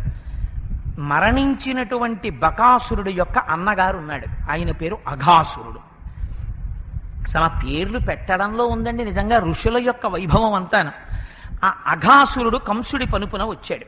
దీనికి ఈ గోపాల బాలురందరినీ చంపడం అనేటటువంటి ఆలోచన చెయ్యడం కన్నా వీళ్ళందరికీ ప్రాణం ఎవరు? బలరామకృష్ణులు. బలరామకృష్ణుల్ని చంపాలి. బలరామకృష్ణుల్ని చంపాలంటే వాళ్ళిద్దరు ఎవరి కోసం వస్తారు? గోపాల బాలుల కోసం వస్తారు. గోపాల బాలుర్ని ముందు లోపలికి తెచ్చుకోవాలి. వాళ్ళ కోసం వాళ్ళిద్దరూ వస్తారు. అప్పుడు అందరినీ కలిపి చంపాలి తప్ప అసలు గోపాల బాలుర జోలికి ముందు వెళ్ళకూడదు అని నిర్ణయించుకున్నాడు. జాపిరము లేక ఇప్పుడు గ్రేపుల గోపాల సుతుల కృష్ణునితోడన్ గీపెట్టగా మింగెదనని పాపపు రక్కసుడు త్రోవ పడియుండె నృపా. అఘాసురుడు, అఘం అంటే పాపం సంస్కృతంలో, పోతన గారు ఆంధ్రీకరించినప్పుడు కూడా పాపపు రక్కసుడు త్రోవ పడియుండె నృపా. ఆ అఘాసురుడు భూమి మీద పడుకున్నాడు అని చెప్పారు. పెద్ద కొండ చిలవ రూపంలో వచ్చాడు.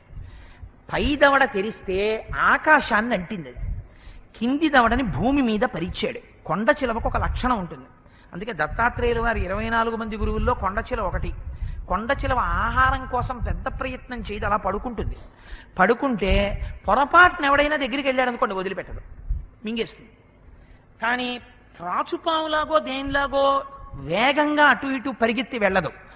అలా భూమి మీద పడుకుంది. అటుగా తెలుసు కృష్ణుడు వస్తాడు, బలరాముడు వస్తాడు, గోపాల బాలుడు వస్తాడు, లేగదూడలు వస్తాయి, వీటిని నేను ఇవాళ మింగేస్తాను అని. వీళ్ళు చూశారు. మీరు భాగవతంలో గమనించవలసినటువంటి గమ్మత్తు ఒకటి ఉంది. వాళ్ళు చూస్తున్నప్పుడు అందులో ఒకడు అన్నాడు, ఒరే మనం రోజూ చూస్తున్న బృందావనంలా లేదురా ఇది అన్నాడు. అంటే పక్కవాడు అన్నాడు, ఏం నీకు ఎందుకు వచ్చింది అనుమానం అన్నాడు. అవి ఏమిటో చూడరా, 2 కొత్త కొండలు వచ్చినట్టున్నాయి అంటే పక్కవాడు అన్నాడు, 2 కొండలు కావేమోరా, కొండ చిలవ కోరల్లా కనిపిస్తున్నాయి నాకు అన్నాడు.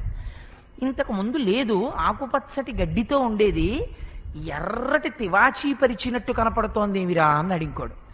ఒరే అది కొండ చిలవ నాలుకేమోరా అన్నాడు రెండోవాడు. వేరొకడు అన్నాడు, అదేమిట్రా పొగలతో కూడి మేఘాలతో ఉన్నట్టుగా ఆకాశం గమ్మత్తుగా ఉంది అన్నాడు. ఇంకొక ఆయన అన్నాడు, కాదది కొండ చిలవ పైదవడా అన్నాడు. ఆఖరికి వీళ్ళందరూ నడుస్తూనే మాట్లాడుకున్నారు. కొండ చిలవ నోటి దగ్గరికి వచ్చేసారు, దాని నోట్లోకి వెళ్ళాలి, అది తెరుచుకు పడుకుంది. లోపల నుంచి వేడి వాయువులు వస్తున్నాయి. అది ఇతపూర్వం మింగినటువంటి ప్రాణులు కడుపు లోపల కుతకుత ఉడుకుతున్నాయి విషపు గాలులలో. అందుకని దుర్గంధం బయటికి వస్తోంది. వీళ్ళు అన్నారు, రే కొండ చిలవేమోరా ఇది, మనం లోపలికి వెళ్ళిపోతున్నాం, ఇది ఒక గమ్మత్తు, కొండ చిలవకి నోట్లోకి వెళ్ళాక అది పైదవడం మూసేస్తుంది, అంతే మన పని అయిపోయినట్టే. అందుకని ఏమైనా ప్రమాదం ఉందేమో ఆలోచించండి అన్నారు. అంటే అందరూ కలిపి అన్నారు, బకునించంపున కృష్ణుడుండ మనకొన్ పామంచ చింతింపనీటికి రాపోదము దాటి కాక గిది కౌటిల్యంబుతో మింగుడున్ బకు వెంటంజను కృష్ణు చేత యనచున్ కంజాక్షు వీక్షించి ఉచ్చుకలై చేతులు వేసుకొంచు నగుచున్ కంజాక్షులై పోవగన్. వాళ్ళందరూ కూడా అన్నారు, సరే ఇది కొండ చిలవ అనుకో, నీకు నాకు ఎందుకు లేదని సంగతి. కొండ చిలవ అయితే కొంగను ఎవరు చంపారు నిన్న? కృష్ణుడు చంపాడు. ఒకవేళ ఇది కొండ చిలవ అయితే కృష్ణుడు ఉన్నాడుగా, కృష్ణుడు చంపుతాడు, నీకెందుకు భయం? అది కొండ చిలవో పాము, నువ్వెందుకు ఆలోచిస్తావు? పదా, మనం వెనకెవరున్నారు? కృష్ణుడు ఉన్నాడు. అందుకని బకు వెంటంజను కృష్ణు చేత యనచున్ కంజాక్షు వీక్షించి ఉచ్చుకలై చేతులు వేసుకుంచు నగుచున్ దుర్వార్తలై పోవగన్. వాళ్ళందరూ చేతులు ఒకళ్ళ చేతులు ఒకళ్ళు పట్టుకుని భయపడుతూ కలడు కలండనుడు వాడు కలడో లేడో అని సంశయాత్మ వినశ్యతి కాదు, చాలా సంతోషంగా మా వెనక కృష్ణుడు ఉన్నాడు మాకేం భయం అని హాయిగా చేతులు పట్టుకుని పరమ సంతోషంగా నవ్వుకుంటూ కొండ చిలవ నోట్లోకి వెళ్ళిపోయారు. కృష్ణుడికి తెలుసు పడుకున్నవాడ ఘాసురుడని. ఆయన వెళ్ళలేదు, బయట ఆగాడు బలరామకృష్ణుడు. ఆలోచించారు, వీళ్ళు లోపలికి వెళ్ళిపోయారు. ఎందుకు వెళ్ళిపోయారు? కొండ చిలవ అని తెలియక వెళ్ళలేదు, కొండ చిలవ అని తెలిసి వెళ్ళిపోయారు. ఎందుకు వెళ్ళారు? పూనికేమిటి, వెనక కృష్ణుడు ఉన్నాడు అని వెళ్ళారు. ఇప్పుడు నేను వెళ్ళకపోతే మరి వీళ్ళ పరిస్థితి ఏమిటి? అందుకుని నేను వెడతానన్నాడు అని లోపలికి ప్రవేశించాడు. కృష్ణుడు బలరాముడు లోపలికి అడుగు పెట్టగానే అఘాసురుడు దవడ మూసేశాడు. లోపల నుంచి విషపు వాయువు వచ్చింది. నాలుకలను కదిపి మెల్లమెల్లగా ఈ గోపాల బాలుర్ని, దూడల్ని, ఆవుల్ని అన్నిటినీ చంపేశాడు. చంపేసి మింగబోతున్నాడు. కృష్ణుడు చూశాడు, ఇప్పుడు నేను కాపాడాలి వీళ్ళని అనుకున్నాడు. కాపాడడం ఏమిటి, వాళ్ళు చచ్చిపోయారు. కంఠం దగ్గరికి వెళ్ళి తను నిలబడ్డాడు. నిలబడి ఆయనకు అడ్డేమిటండి, ఇంతంతైవటుడు ఇంతయై బరుగుతానింతై అభో వీధిపై ఎంతై తోయిద మండలగ్రమున కల్లంతై ప్రభారాశిపై అంతై చంద్రునకంతయై ధ్రువునిపై అంతై మహర్వాటిపై అంతై సత్య పదోన్నతుండగుచు బ్రహ్మాండంత సంవర్ధి అయి పెరగగలిగినటువంటి వాడికి కష్టమా? కంఠం దగ్గరికి వెళ్ళి పెద్ద స్తంభం పెరిగినట్టు పెరుగుతున్నాడు.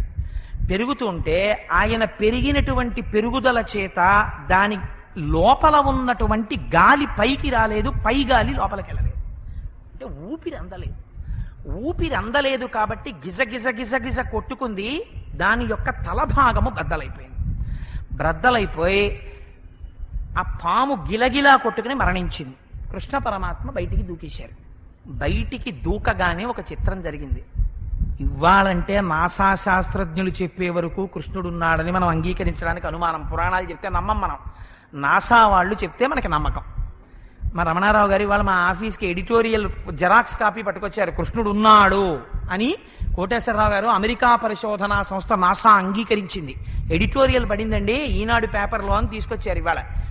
అందుకని ఇవాళ విదేశాలు ఒప్పుకుంటున్నాయి, ఉన్నాడు రాముడు, ఉన్నాడు కృష్ణుడు అని. ఆయన బయటికి వచ్చాడు, పాము పడిపోయింది. ఈ మరణించినటువంటి గోపాల బాలుర్ని, ఆ గోపాలకుల్ని, అక్కడ ఉన్నటువంటి దూడల్ని చూశాడు. ఒక్కసారి తన కరుణామృత ప్రసారాన్ని చేశాడు. ఇదే కదండి లలితా సహస్రనామంలో వక్త్ర లక్ష్మీ పరీవాహ చలన్మీ నాభలోచన అంటాం. అమ్మవారు తన యొక్క బిడ్డల్ని కాపాడుకునేటప్పుడు చాప పిల్లకి స్తన్యం ఇచ్చి పోషించదు. ఆకలితో ఉన్న చాప పిల్ల ఆడచాప వంక చూస్తే తన చూపులతో చూస్తుంది ఆ చిన్న చేపల్ని. అంతే, పిల్ల చేపల కడుపు నిండిపోతుంది. అలా ఆ పరమాత్మ కూడా తన అమృత దృక్కుల చేత ఒక్కసారి అక్కడ పడిపోయినటువంటి ఆ గోపాల బాలుర వంక, ఆ ఆవుదూడల వంక చూశారు. ఆయన కన్నులలోంచి అమృత దృష్టి ప్రసారం జరిగిందంతే. అమృత దృష్టి ప్రసారం జరగగానే అప్పటి వరకు మరణించినటువంటి పిల్లలందరూ లేచి నిలబడ్డారు. దూడలన్నీ లేచాయి. వాళ్ళకి చచ్చిపోయామని తెలీదు, జరగలేదండి.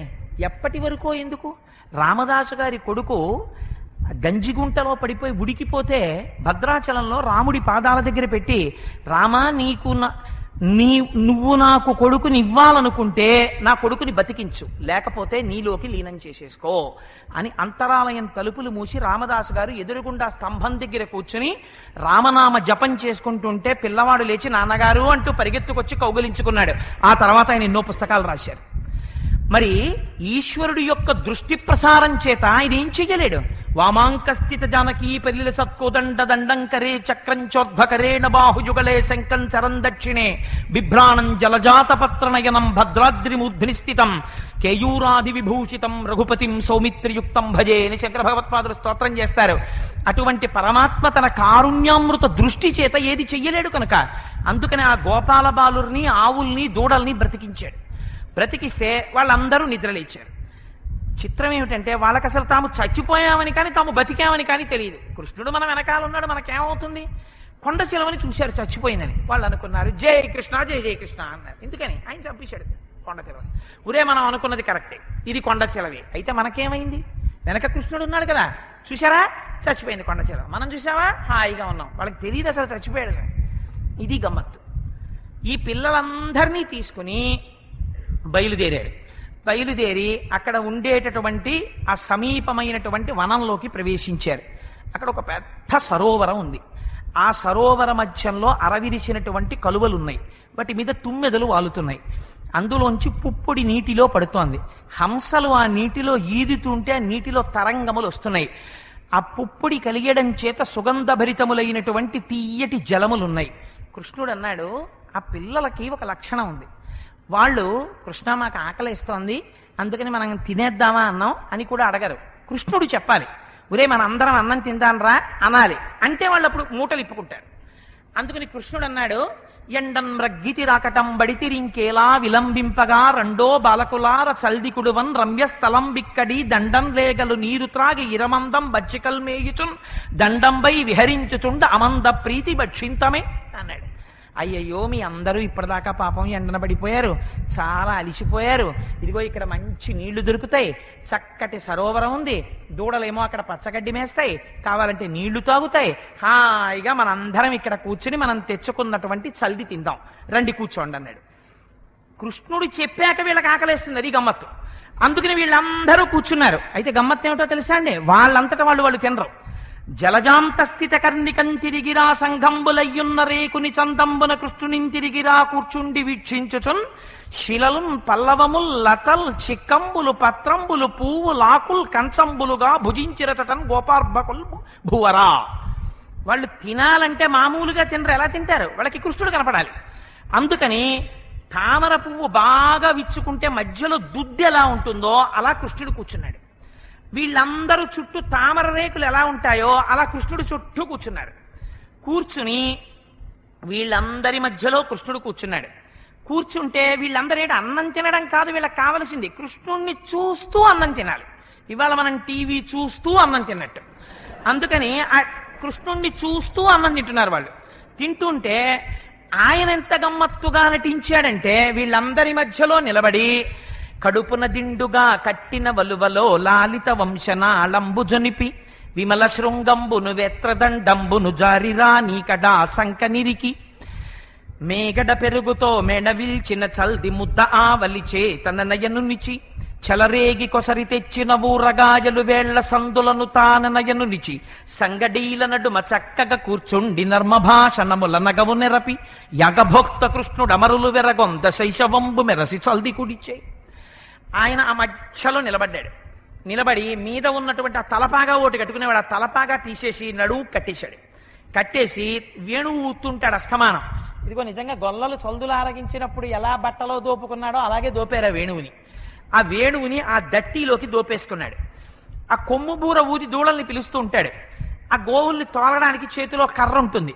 ఆ కర్రని ఆ కొమ్ము బూరని ఎడమ చేతి చంకలో ఇరికించుకున్నాడు. ఎడమ చేతిలో నిన్నటి రోజున వండినటువంటి అన్నం అమ్మ పెరుగుతో కలిపి తోడు పెట్టింది.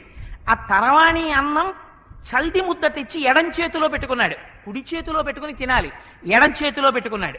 ఎడం చేతిలో పెట్టుకుని కుడి చేతి మధ్యలో వీళ్ళందరూ వాళ్ళ మూటలు ఇప్పారు. పోనీ వాళ్ళు తెచ్చుకున్నప్పుడు ఏమైనా సశాస్త్రీయంగా కనీసం పాత్రలో తెస్తారని మీరు అనుకుంటున్నారా? వాళ్ళు అలా తయారు. ఓ బట్ట వేసి, బట్టలో ఓ ఆకేసి, ఆకులో చద్దన్నం వేసుకుని, ఓ పక్క ఊరగాయలు వేసుకుని, మూట కట్టి చిక్కంలో పెట్టి కర్రకి తగిలించుకుని తెచ్చుకుంటారు. వాళ్ళ మూటలు ఇప్పారు. విప్పి కృష్ణ కృష్ణ మా ఇంట్లో నువ్వులు పిండి ఆవకాయ ఓ ముక్క తినని చెప్పి ఓ పెచ్చిచ్చారు. ఇంకోడు అయ్యా మా ఇంట్లో మాగాయ ముక్క తిననో ముక్క ఇచ్చాడు. ఇవన్నీ కుడి చేతి వేళ్ల మధ్యలో పెట్టుకున్నాడు. పెట్టుకుని నిలబడి ఓ ముద్ద నోట్లో పెట్టుకుని ఓ మాగాయ ముక్క ఇలా కొరుకుతున్నాడు. కొరుకుతుంటే దేవతలందరూ ఆకాశంలో నిలబడ్డారు. ఎవరిలా తింటున్నవాడు? సంగడీల నడుమ చక్కగా కూర్చుండి నర్మభాషణముల నగవు నెరపి. ఇదో గమ్మత్తు. అసలు భోజనం చేసేటప్పుడు మాట్లాడకూడదు. ఒకవేళ మాట్లాడిన వెటకారపు మాటలు, వెర్రి నవ్వులు అసలు మాట్లాడకూడదు. ఏ ఉపనిషత్ వాక్యం గురించో మాట్లాడితే పోనేమో. కానీ నర్మభాషణముల నగవు నెరపి వాడి మీద వీడి మీద హాస్యాలు ఆడుకుంటున్నారు. ఎందుకని? వాళ్ళకి గమ్మత్తు ఏమిటో తెలుసా అండి? పక్కవాడి విస్తట్లో ఏదైనా మధుర పదార్థం ఆ బట్టలోంచి తీసుకుని పెట్టుకున్నాడు అనుకోండి, వాళ్ళు ఎందులో తింటారు అన్నం? వాళ్ళు తినేటప్పుడు కూడా శిలలు, పల్లవములు, లతల్, పత్రంబులు, చిక్కంబులు, పువ్వులు, ఆకులు, కంచంబులుగా భుజిరించినటం గోపార్భకులు భూవర. ఒకడో పెద్ద రాయి తెచ్చి కడిగేసుకుని పెట్టుకున్నాడు, ఓడో ఆకు తెచ్చి కడుక్కున్నాడు, ఓడో పెద్ద పువ్వు తెచ్చి పెట్టుకున్నాడు, ఇంకొకడు తన చిక్కమే తిరగేసి పెట్టుకున్నాడు. పెట్టుకుని అన్నం అంతా అందులో పెట్టుకున్నారు. మధ్య మధ్యలో లేచాయిన చేతిలో పెడుతున్నారు. పెట్టి వీళ్ళందరూ కృష్ణుడి వంక చూసి తింటున్నారు. ఎడం చేతిలో పెట్టుకుని ముక్కలు కొరుక్కుని ఈయన తింటున్నాడు. అయ్య బాబోయ్, ఇలా తింటున్నవాడెవరు? యాగభోక్త కృష్ణుడు. యాగం చేసేటప్పుడు సశాస్త్రీయంగా స్వరంతో మంత్రం చెప్పి ఓం నమో నారాయణాయేతి స్వాహ అని చెప్పి హవిస్సుని వ్రేలిస్తే దాన్ని మాత్రమే అగ్నిహోత్రుడి ద్వారా స్వీకరించేటటువంటి పరమాత్మ ఇవాళ అందరూ చూసేటట్టు గోపాల బాలులతో కలిసి ఎడమ చేతిలో పట్టుకుని కుడి చేతిలో ఊరగాయ ముక్కలు నంచుకు తింటున్నాడు. ఇది చూసి దేవతలు తెల్లబోయారు. ఈయన సామాన్యుడు కాడు, యాగభోక్త. వాళ్ళకి తెలుసు యాగభోక్త కృష్ణుడు అమరులు వెరగొంత శైశవంబు మెరచి చల్ది కుడిచి సద్యన్నం తింటున్నాడు. ఏమి ఆశ్చర్యం రా, ఇటువంటి సౌలభ్యం ఏ అవతారంలో లేదు.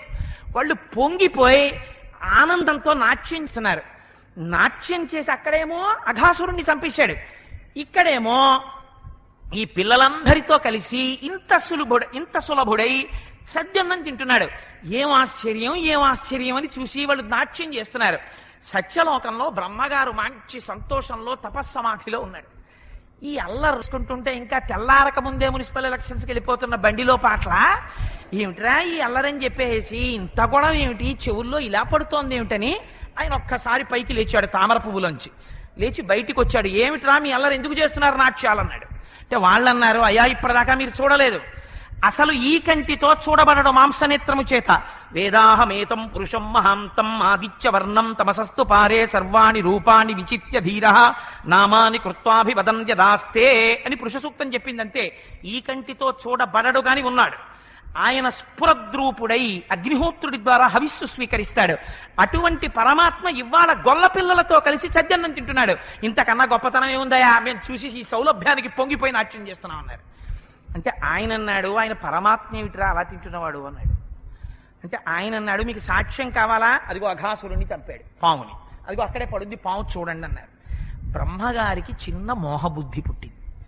ఏంటి పిల్లాడు చూస్తే గట్టిగా 5 ఏళ్లవాడా, ఓ ఉత్తరీయమేమో మొలక కట్టాడా, ఓ వేణువుని దోపాడా, ఓ పశువులు కాసుకునే కర్ర, ఓ కొమ్ము బూర సంకలో పెట్టాడా, ఆవకాయ ముక్కలు నచ్చుకు తింటున్నాడా, ఈయన పరబ్రహ్మమా, ఈయన నాభికమలంలోంచి నేను పుట్టానా, ఏమిటో అంత నమ్మశక్యంగా లేదు, వీళ్ళందరూ ఏం చూసియామని పొరపాటు పడుతున్నారో అనుకున్నాడు. సరే, ఒకవేళ పరబ్రహ్మమైతే బయటికి వచ్చేయాలి కదా, నేను తెలుసుకుంటాననుకున్నాడు. ఇప్పుడు పరబ్రహ్మమునకు పరీక్ష పెట్టాలనుకున్నాడు. అనుకుని ఆవు దూడలన్నిటినీ కూడా కొంచెం ముందుకు వెళ్ళిపోయేటట్టు చేశాడు. ఈ అన్నం తింటున్నటువంటి గోపాల బాలురు వెనక్కి తిరిగి చూసి వాళ్ళు ఏది చెప్పినా కృష్ణుడికే చెప్తారు. కృష్ణ కృష్ణ మన దూడలు కనపడలేదన్నారు.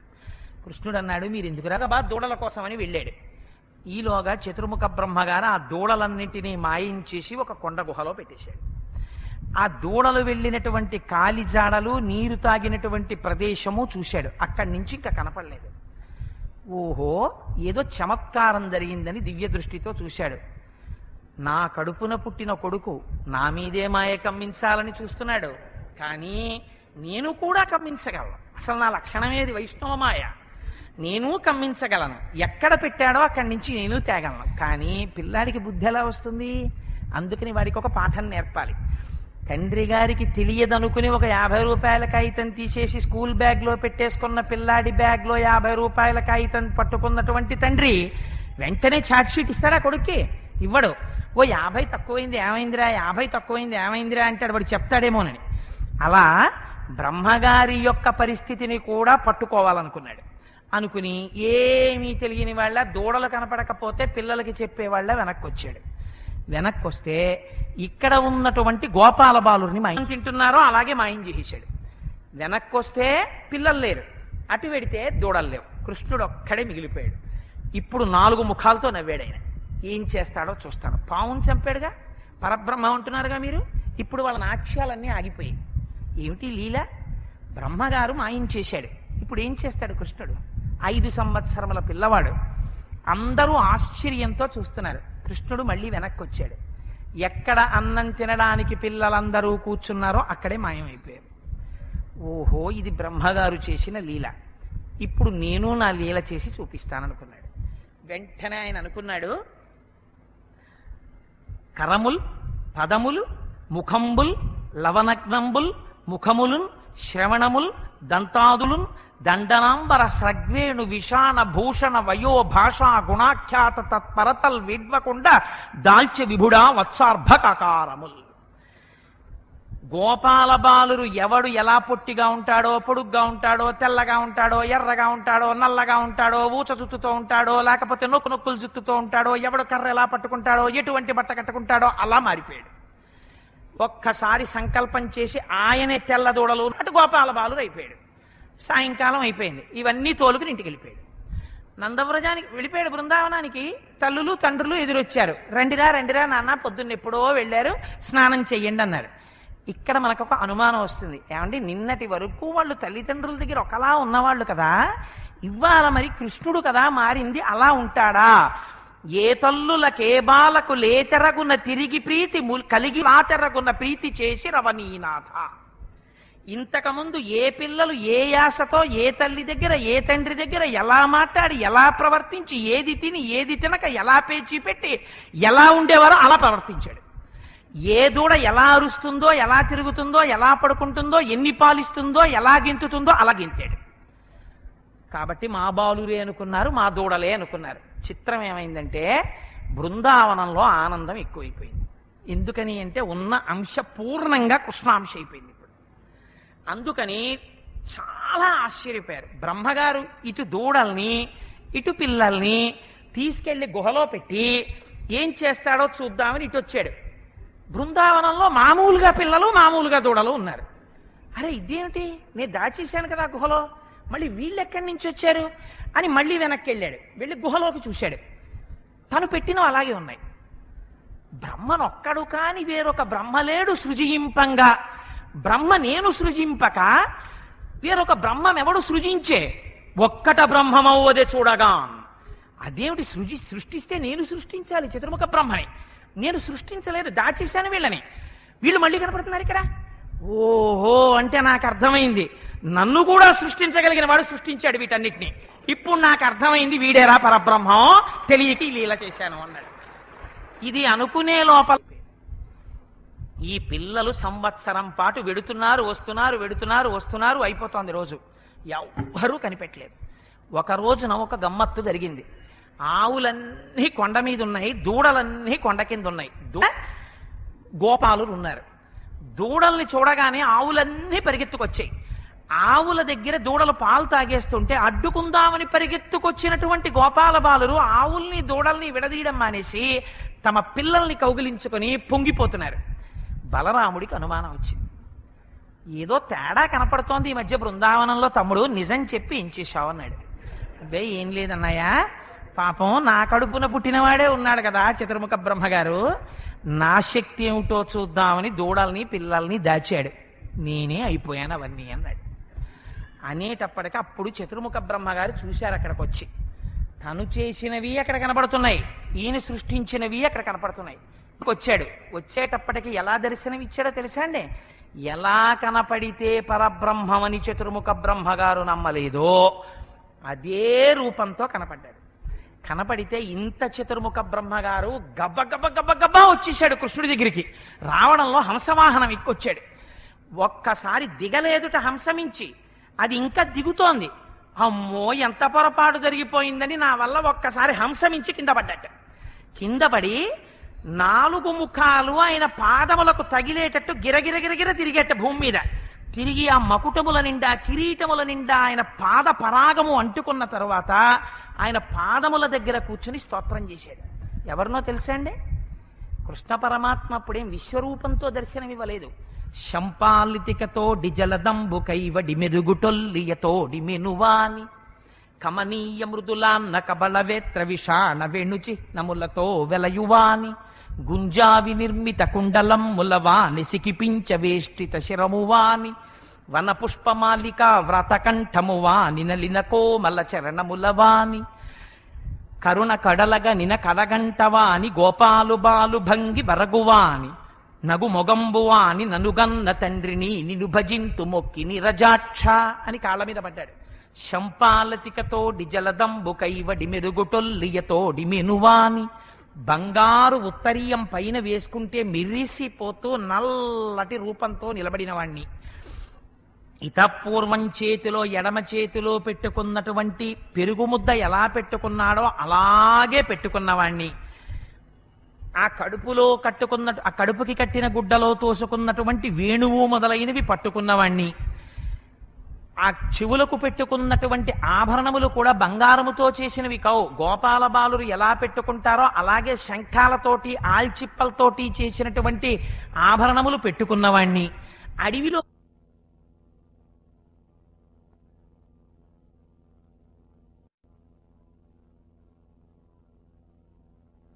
చేసినప్పుడు కృష్ణ పరమాత్మ ఇంతుంటాడు 5 ఏళ్ళు.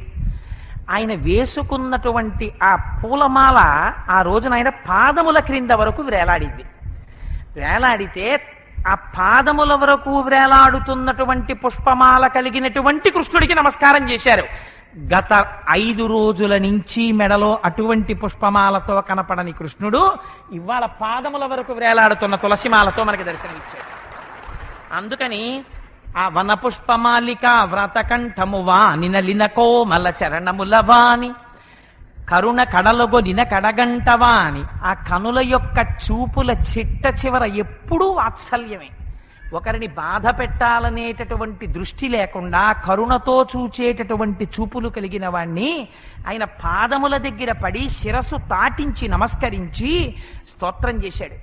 ఆయన అన్నాడు, ఇంత బ్రహ్మగారును ఎలా బ్రహ్మపదంబు వేదములకు వీక్షింపగా రాని నిన్నీ లోకంబున ఈ వనాంతరమునంది మందలో కృష్ణయం చాలాపాది సమస్త భావములు నీయందే నిక్షేపించు ఈ వ్రేలందొక్కని పాదరేణువులపై వేష్టించినం చాలదే అన్నాడు. కృష్ణ ఎవరికి కావాలయా దిక్కుమాలిన బ్రహ్మ పదవి? చతుర్ముఖ బ్రహ్మనని సత్యలోకంలో కూర్చున్నాను, ఏమొచ్చింది? అహంకారం తప్ప. మా కృష్ణుడు అని ఏమి చేతకాని వాళ్ళైనా గోపాల బాలురై నీతో కలిసి తిరుగుతూ నీ పాదములకున్నటువంటి రజస్సుని తమ శిరస్సుల మీద వేసుకుంటున్నారు, నీతో కలిసి తిరుగుతున్నారు, నీతో కలిసి తింటున్నారు, నీతో కలిసి ఆడుకుంటున్నారు. వాళ్ళ అదృష్టం ఎంత గొప్ప అదృష్టం పొందారు వాళ్ళు. అటువంటి గోపాల బాలుర యొక్క ఒక్క గోపాల బాలుడి యొక్క అరికాళ్ళ కంటుకున్నటువంటి పాద పరాగాన్ని ఒక తామర పువ్వుతో తీసిన కిరీటం మీద జల్లుకుంటాను, ఆ అవకాశం ఈ పదవి వదిలేస్తానన్నాడు. ఎలా బ్రహ్మపదంబు వేదములకున్ వీక్షింపగారాని నీ లోకంబున ఈ వనాంతరమునంది మందలో కృష్ణయం చాలాపాది సమస్త భావములు నీయందే నిక్షేపించు ఈ వ్రేలం దొక్కని పాదరేణువులపై వేష్టించిన చాలదే. ఎన్నడునైన యోగి విభులెవ్వని పాద పరాగమింతయం కన్నులు కానరట్టి హరి కౌగిట చేర్చుచు చెట్టపట్టుచున్ తన్నుచు గ్రుద్దుచున్ నగుచు తద్దయుకైవడి క్యుడియాడుచున్ మనన చేయు వల్లవ కుమారుల భాగ్యము వింతయొప్పునే అన్నాడు. ఏం అదృష్టమయ్యా, లక్ష్మీదేవంతటిది కౌగిలించుకుందామంటే దొరకవు. అటువంటి కృష్ణ పరమాత్మని, అటువంటి శ్రీ మహావిష్ణువుని, శ్రీమన్నారాయణుణ్ణి ఈ గోపాల బాలురు ఇవాళ కౌగిట చేర్చుచు గట్టిగా వచ్చి కౌగిలించుకుంటున్నారు. తన్నుచు తంతున్నారు ఆయన్ని. ఏ కబడ్డీ ఆడుకుంటున్నప్పుడు తంతున్నారు. తన్నుచు గ్రుద్దుచున్ ఆయన్ని గుద్దారు కింద పడేసి. తద్దయు కైవడి కూడియాడుచు నీతో కలిసి ఆడుకుంటున్నారు, నిన్ను ముట్టుకుంటున్నారు, నీ ఎంగిలి తింటున్నారు, వాళ్ళ ఎంగిలి నీకు పెడుతున్నారు, వాళ్ళ ఎంగిలి నువ్వు తింటున్నావు. ఇంతకన్నా కృష్ణ ఏం కావాలి? నీతో నిరంతరం మాట్లాడుతున్నారు. వేదానికి ఇది సాగలేదు. వేదమంతటిది యతో వాచో నివర్తంతే అప్రాప్య మనసా సహా, ఎక్కడ మనస్సు వాక్కు ఇంకా పరబ్రహ్మమును ఆవిష్కరించలేడని వెనుతిరిగిపోయిందో అటువంటి పరబ్రహ్మంతో కలిసి గోపాల బాలు ఆడుకుంటున్నారు. ఏం అదృష్టమయ్యా వాళ్ళది. అహోభాగ్యం నందగోప వ్రసౌకసాం యన్మిత్రం పరమానందం పూర్ణం బ్రహ్మ సనాతనం అంటాడు వ్యాసుడు సంస్కృత మూలంలో. ఎవరికి కావాలి ఇది అదృష్టం అంటే? భగవంతుడితో కలిసి ఆడుకున్నటువంటి వీళ్ళు చరితార్థులు. నాకు కూడా అటువంటి అవకాశం చాలు, నాకు అక్కర్లేదు ఈ బ్రహ్మ పదవి. నాకు పోయింది నాలో ఉన్నటువంటి మోహం. లోపల భవతి అన్న భావం ఏదైతే ఉందో అది ఈ కంటి చేత చూడబడదు. చూడండి, ఒక వస్తువు ఉన్నది, ఆయన బ్రతికున్నాడు అంటాం, ఆయన చనిపోయినాడు అంటాం. ఆయన చనిపోయినాడు అన్నప్పుడు ఆయన శరీరం అక్కడ ఉంటుంది, ఆయన బ్రతికి ఉన్నాడు శరీరం అక్కడ ఉంటుంది. చనిపోయినాడు అన్నప్పుడు ఆయనలోంచి ఏది వెళ్ళిపోయిందో మీరు చూడలేదు. కానీ మీరు కంటితో చూడకపోయినా ఏ పదార్థము లోపల ఉండడం చేత ఆయన బ్రతికి ఉన్నాడని మీరు చెప్తున్నారో ఆ పదార్థమునకు భవతి అని పేరు. ఆ భవతి ఈ కంటి చేత చూడబడదు, దాన్ని ఎవ్వరూ చూడరు. కానీ ఆ భవతికి ఒక ఆకారము తొడిగితే అది కృష్ణుడు. ఆ కృష్ణుడు నువ్వు అయ్యున్నావు. నేను అన్న స్ఫురణ ఒకటి ఉంటుంది లోపల. ఆ స్ఫురణ నేను. ఈ పై శరీరము నేను కాదు. పన్ను నిప్పెడుతూ ఉంటుంది, పన్ను నిప్పెడుతోందని తెలుసుకుంటున్నాడు. ఎవరు పన్ను నిప్పి పెడుతోందని తెలుసుకుంటోందో ఆ తెలుసుకుంటున్నది నువ్వు. తెలియబడుతున్నటువంటి పన్ను, తెలియబడుతున్న శరీరం నువ్వు కాదు. అసలు ఏది తెలుసుకుంటోందో దానికి నొప్పి లేదు, అది కాల్చబడదు, అది తెగదు, అది నీటి చేత తడపబడదు, అది బూర్ది చేయబడదు, దానికి అంతం లేదు, అది ఎప్పుడూ ఉంటుంది. అటువంటి ఆత్మస్వరూపము ఈ కన్నుల చేత చూడబడదు. ఆ చూడబడనటువంటి ఆత్మస్వరూపము ఇవాళ కాళ్ళు చేతులతో గోపాల బాలుర మధ్యలో ఆడుకుంటే అది కృష్ణుడయింది. ఏం అదృష్టం వీళ్ళ అదృష్టం. అందుకని కృష్ణ నాకు ఇటువంటి అవకాశం నాకు అక్కర్లేదు ఆ బ్రహ్మపదం అన్నాడు. అప్పుడు నచ్చ చెప్పి చతుర్ముఖ బ్రహ్మగారిని మళ్ళీ సత్యలోకానికి పంపించాడు. విచిత్రం ఏమిటంటే ఈ పిల్లలు ఇంతకాలం బ్రహ్మగారి దగ్గర గుహలో ఉండిపోయారు కదా, వీళ్ళు తిరిగి వస్తూ చూశారు. తిరిగి వస్తూ చూస్తే అక్కడ ఉన్నటువంటి ఆ పెద్ద కొండ చిలవ ఎండిపోయింది. ఎండిపోతే వాళ్ళన్నారు చూసి, మనం ఈ కొండ చిలవ శరీరం బాగా ఎండిపోయింది, ఇందులో మనం దాగుడు మూతలు ఆడుకుందాం అన్నారు. అంతే తప్ప అందులో ఎవ్వడూ కూడా అదేమిట్రా పొద్దున్న చచ్చిపోయిన కొండ చిలవ రాత్రికి ఇంతలా ఎలా ఎండిపోతుంది అని వాళ్ళు అనుకోలేదు. చిత్రం ఏమిటంటే 5వ సంవత్సరంలో ఈ గోపాల బాలురు అడవిలోకి వెడుతున్నప్పుడు ఆ కొండ చిలవని స్వామి సంహరించారు. ఈ విషయాన్ని గోపాల బాలురు 6వ సంవత్సరం వచ్చిన తర్వాత ఇంటికి వచ్చి చెప్పారు. ఆ ఏడాది ఎక్కడున్నారు? బ్రహ్మగారి యొక్క గుహలో ఉన్నారు. కౌమారం అంటే 5 ఏళ్ళు, పౌగండం అంటే 6వ ఏడు నుంచి. కౌమారములో జరిగినటువంటి లీలని పౌగండములో చెప్పారు, ఆవిష్కరింపబడుతుంది. వాళ్ళు ఆ కొండ చిలవ యొక్క కడుపులోకి ప్రవేశించినప్పుడు ఆయనతో పాటుగా గోపాల బాలురు అందరూ కూడా ప్రవేశించారు. కానీ ప్రవేశిస్తూ వాళ్ళు ఒక మాట అన్నారు. ఏమిటా మాట? మా వెనక కృష్ణుడున్నాడు, మాకేమి లోటు అంటూ వెళ్ళారు. గృహస్థాశ్రమంలో ఉన్నటువంటి వాడు చెయ్యవలసినటువంటి పని కూడా అంతే. ఎందుచేత? అఘము అంటే పాపము. పాపం అంటే ఏమిటో తెలుసా అండి? పాపమన్నా పుణ్యమన్నా శాస్త్రంలో పాపమే. పుణ్యం అనుభవించాలన్నా శరీరం ఉండాలి, పాపం అనుభవించాలన్నా శరీరం ఉండాలి. పాపము పుణ్యము ఈ రెండూ కూడా భగవంతుణ్ణి పొందడానికి ప్రతిబంధకమే. ఈ రెండు ఉన్నంతసేపు భగవంతుణ్ణి పొందడు. అందుకని పాపము లేదు పుణ్యము లేదు. ఏది చేసినా ఈశ్వరుడికి ధారపోషడమే. ఉమామహేశ్వర పరబ్రహ్మార్పణమస్తు. ఇంకా తాను అనుభవించడానికి ఏం లేదు. అందుకని ప్రతిబంధక స్వరూపమైనటువంటి పాపపుణ్యములు తనని పట్టుకోవలసిన అవసరం లేకుండా ఏది చేస్తున్నా నా వెనకనున్న కృష్ణుడు చేయిస్తున్నాడన్న భావనతో దానిలోకి ప్రవేశించడమే అఘాసురుని యందు ప్రవేశించుట.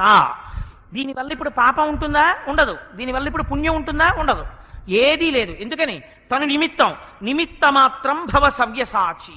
2 చేతులతో చేస్తున్నావు యుద్ధం, కానీ నువ్వు నిమిత్త మాత్రం. నువ్వు నిమిత్తం. ఎవరు చేస్తున్నారు? వెనక నుండి నేను చేస్తున్నాను, ఈశ్వరుడు చేయిస్తున్నాడు అన్న పూనికతో నువ్వు కూర్చున్ననాడు దాని పాపపుణ్యముల యొక్క ప్రసక్తి నీకు లేదు. ఇది అఘాసుర వృత్తాంతం మనకి చెప్తుంది. అయితే పూనిక, నమ్మకం అనేటటువంటిది ప్రధానం. ఆ నమ్మకం లేదనుకోండి. రామకృష్ణ పరమహంస ఒక అందమైన ఆఖ్యానం చెప్తుంటారు. ఒక గురువుగారు ఒక ఉత్సవం జరుగుతోంది. శిష్యులందరినీ మీకు ఏ పదార్థములు లభిస్తే ఆ పదార్థములు పట్టుకొచ్చి వండన్నాడు. పెద్ద పెద్ద కోటీశ్వరులు వాళ్ళు ఉన్నారు, పట్టుకొచ్చేదో పదార్థాలు ఇస్తారనుకున్నాడు. అందరికనగా వచ్చి ఒక పావుషేరు పాలు మాత్రమే తేగలదావిడ. పావుషేరు పాలు పట్టుకొచ్చి అక్కడెట్టింది. గురువు గారికి కోపం వచ్చింది. ఇంకా పెద్దవాళ్ళు ఎవరు రాలేదు, అసలు అక్కడ పెట్టలేదు కానుకలు, ఈవిడేమో పావుషేరు పాలు అట్టుకొచ్చేసింది అని కోపం వచ్చి వెళ్ళి నదిలో దూకన్నాడు. ఆ పాలు చూడగానే ఆవిడ అనుకుంది, మా గురువుగారు ఎలా అంటే నాకు అనుజ్ఞనిచ్చారు నదిలో దూకమని. గురువాక్యం శిరోధార్యం అని వెళ్ళి నదిలో దూకింది. ఆవిడ నదిలో దూకగానే పరమాత్మ ప్రత్యక్షం అయ్యాడు. ప్రత్యక్షం అయ్యి ఆవిడ్ని పైకెత్తి, అమ్మా నీకు ఒక కుండ ఇస్తాను, ఆ కుండలో పెరుగు ఉంటుంది, నువ్వు ఎన్ని మాటలు పెరుగు తీసేసినా కుండ మాత్రం పెరుగుతో నిండుగా ఉంటుంది, ఈ పెరుగు కుండ పట్టుకెళ్ళి మీ గురువు గారికి బహూకరించు అన్నాడు. ఇప్పుడు ఆవిడ పట్టుకొచ్చి గురువు గారికి ఇచ్చింది. అయ్యా ఈ వైభవం అంతా నాకు ఎక్కడి నుంచి వచ్చింది? మీ మాటలోంచే వచ్చింది. మీరు నదిలో దూకన్నారు కదా, దూకాను. దూకితే ఈశ్వరుడు నాకు పెరుగు కుండ ఇచ్చాడు, ఇది మీకే ఇచ్చేస్తున్నాను అంది. అంటే ఆయన అన్నాడు, తెల్లబోయాడు, అయ్యో నీకున్న పూనిక నాకు లేదు, ఇది నేను నదిలో దూకుతాను, ఈశ్వరుడు కనపడతాడేమో చూస్తాను అని ఆయన వెళ్ళి నదిలో దూకాడు. దూకితే ముయిచ్చావన్న పూనికతో నా గురువు దూకాడు. నా గురువుకి దర్శనం ఒక ప్రాణం పోతోంది, నా గురువు బ్రతకకపోతే నేను బ్రతకను, నేను దూకేస్తున్నానని దూకేసి. ఇప్పుడు ఈశ్వరుడు ఇద్దరిని పైకెత్తాడు. ఎత్తి ఒడ్డున నిలబెట్టితే ఆయనకి కనపడలేదు, ఆవిడికి కనపడ్డాడు. ఆయన పైకి మాత్రం వచ్చాడు. గురువుగారు ఈశ్వరుడు చూశారా ఎలా తెచ్చాడో ఒడ్డుకి అంది. తెలుసుకున్నాను కానీ నాకు కనపడటం లేదు ఈశ్వరుడు అన్నాడు. కనపడకపోవడం ఏమిటంటే అదిగో అక్కడే నిల్చున్నాడు కదా అంది ఆవిడ. అయ్యో నాకు కనపడటం లేదన్నాడు. స్వామి ఇదిగో మళ్ళీ నువ్వు ఇలాంటి పనులే చేస్తున్నావు, మా గురువు గారు బాధపడుతున్నారు, కనపడటం లేదని. మళ్ళీ కనపడింది. ఆయన అన్నాడు, నీ మాటకి కనపడతాను కానీ ఒక్కసారి మీ గురువుకి కనపడేది, నీకు మాత్రం ఎప్పుడూ కనపడతానన్నాడు. ఎక్కడి నుంచి కనపడ్డాడు చెప్పండి? విశ్వాసం అంతే. భగవంతుడు అంటే ఏమిటో తెలుసా అండి? నమ్మకం. ఈశ్వరుడు ఉన్నాడని నువ్వు నిరూపించు, పూజ చేస్తాను అంటే, ఈశ్వరుడు లేకపోతే రాత్రి నిద్రపోతున్నప్పుడు ఊపిరి తీసిన వాడేవాడు, నువ్వు తీసుకున్నావా ఊపిరి? అదొక్కటే చాలు. నువ్వు తినేసి పడుకుంటే జీర్ణం చేసిన వాడేవాడు, నువ్వు చేసుకున్నావా జీర్ణం? ఈశ్వరుడు జీర్ణం చేశాడు. కాబట్టి భగవంతుడున్నాడన్న విశ్వాసమే భగవానుడు. ఎక్కడుంటే భగవంతుడు లేడు? ఇందుకలడందులేడని సందేహము వలదు చక్రి సర్వోపగతుండు, ఎందెందు వెదకి చూచిన అందందే కలడు దానవాగ్రని వింటే. మనకి అఘాసుర వృత్తాంతం వెనకాతల భగవానుడున్నాడన్న పూనికతో ప్రయాణించి పాపపుణ్యములనేటటువంటి రెండింటి మనకి ఉద్బోధ చేస్తుంది. అంత పరమోత్కృష్టమైనటువంటి ఈశ్వరుడి యొక్క సౌలభ్యాన్ని వర్ణించేటటువంటి వృత్తాంతం గొల్లలు చల్దులు కొడవడం. అందులో అన్నిటికన్నా ఆశ్చర్యకరమైనటువంటి లీల ఆ కౌమార పౌగండ లీల. కాలం కూడా ఈశ్వరుడికి వశపడి ఉంటుంది, సమస్త భూతములు ఆయనకి వశపడి ఉంటాయి. కురుక్షేత్రంలో భగవద్గీత చెప్తుంటే అర్జునుడికి మాత్రమే వినపడి పక్కనున్న వాళ్ళకి ఎవరికి వినపడలేదంటే మీరు ఏమనుకోవాలి? అలా ఎలా ఉంటుంది? ఇప్పుడు నేను భాగవతం చెప్తుంటే కొంతమందికి వినపడి కొంతమందికి వినపడకుండా ఉంటుందా? అందరికీ వినపడుతుంది. మరి భగవద్గీత చెప్తుంటే ఒక్క అర్జునుడికి ఎలా వినపడుతుంది? ఆయన సర్వభూతములను శాసించగలిగిన వాడు. ఆయన యొక్క శాసన అంటాడు, ఎగసి దవులవాని దహించు భంగి కర్మవశమున్న భవమృతి కారణములు. ఈశ్వరుడు తలుచుకున్నాడా ఎంతటి ఆశ్చర్యకరమైన చేష్టితమైన చేస్తాడు. నేను అప్పుడప్పుడు 1-2 సభల్లో విజ్ఞాపన చేశాను. నేను నిడదవోల్లో ఉద్యోగం చేసే రోజుల్లో సామర్లకోట కాకినాడలో తిరుపతి ప్యాసింజర్ ఎక్కి వెడుతుంటే ఒకసారి రాజమండ్రి స్టేషన్ దాటి కొవ్వూరు దాటగానే నిండు చూలాలు పురిటికి తీసుకెడుతున్నారు పుట్టింటి వాళ్ళు. ఆవిడ బాత్రూంలోకి వెళ్ళొస్తానని వెళ్ళింది. నిడదవోలు స్టేషన్ వచ్చేస్తోంది. బండి ఆ నిడదవోలు స్టేషన్కి ముందున్నటువంటి స్టేషన్ని కూడా విడిచిపెట్టేసింది. కానీ ఆవిడ బయటికి రాలేదు. ఏమిటి బయటికి రాలేదని వెళ్ళి తలుపులు కొట్టారు. తలుపులు కొడితే తలుపులు తెరుచుకోలేదు. మొత్తానికి అందరూ కలిసి తలుపు బద్దలు కొట్టారు. నేను కూడా ఉన్నాను ఆ కంపార్ట్మెంట్లో. మా గోపి గారు ఆ రోజున ఉన్నారో లేరో నాకు జ్ఞాపకం లేదు, కానీ మరి ఆ లోపల నుంచి ఆవిడ్ని బయటికి తీసుకొచ్చేటప్పుడే ఆవిడికి రైలు కంపార్ట్మెంట్కు ఉన్నటువంటి ల్యాబొరేటరీలోనే ప్రసవం జరిగిపోయి పుట్టినటువంటి మగపిల్లవాడు ఆ ల్యాబొరేటరీకి ఉన్నటువంటి ఆ గొట్టంలోంచి కింద పడిపోయాడు పట్టాల మీద. బండి నిడదవోలు స్టేషన్కి వెళ్ళి ఆగిపోయింది. ఆగిపోయిన తర్వాత ఈవిడ్ని అక్కడ ఉన్న బల్ల మీద పడుకోబెట్టి వెనక్కి పరిగెత్తాడు వాళ్ళ అన్నదమ్ములు. ఆ రోజున ఆఫీస్కి వెళ్ళడం మానేసి నిలబడ్డాం మేము ప్లాట్ఫామ్ మీద ఏం జరిగిందని. విచిత్రం ఏమిటంటే ముందుకెడితే స్క్వాడ్ వాళ్ళు పట్టుకుంటారు స్టేషన్లోనని, బాటిపోయిన తర్వాత తీసి వేరుశనక్కాయల బుట్టలో పెట్టుకుని ఈయన వస్తున్నాడు. వీళ్ళు పరిగెడుతున్నారు. దేనికి పరిగెడుతున్నారన్నారు. మా అక్కయ్యకి ప్రసవం అయింది, పిల్లాడు జారిపోయాడన్నారు. ఇదిగో బుట్టలో ఉన్నాడని ఇచ్చాడు. ఆ పసికందు సంపూర్ణ ఆరోగ్యంతో చక్కగా ఉన్నాడు. మేమందరం వాడిని ఏడుకొండల వాడిని చూసినట్టు చూసి నమస్కారాలు చేసి ఆఫీస్కి వెళ్ళాం. మీరేమంటారు? రక్షణము లేక సాధుడు రక్షితుడగు సమత చేసి రాయుడులందున్ రక్షణలు వేయి కలిగిన శిక్షితుడగు కలుడు పాప చిత్తుండగుటన్నారు పోతన గారు. భగవంతుణ్ణి నమ్ముకుందా తల్లి ఎవరో. అదే ప్రసవం కొవ్వూరు స్టేషన్కి ముందు జరిగినట్టుంటే ఆ పిల్లవాడు గోదావరిలో పడిపోను. ఎవరండి ప్రసవాన్ని ఆ సమయంలో ఆపు చేసి పిల్లవాడిని రక్షించిన వాడు ఈశ్వరుడు కాకపోతే ఎవరి ప్రజ్ఞని మీరు చెప్పగలరు? ఇది ఈశ్వరుడు అంటే. ఈశ్వరుడు ఉన్నాడు అన్న విశ్వాసానికి పూనికకి మీకు ఇంతకన్నా ఉదాహరణలు ఏం కావాలి? దీన్ని మనకి అఘాసుర వృత్తాంతం బయట పెడుతుంది. ఆయన్ని నమ్ముకున్న నాడు ఆయన ఎవరి కోసమైనా ఎంత రక్షణ చేస్తాడో, మిమ్మల్ని ఎలా రక్షించగలడో వెంటనే చూపిస్తాడు పరమాత్మ.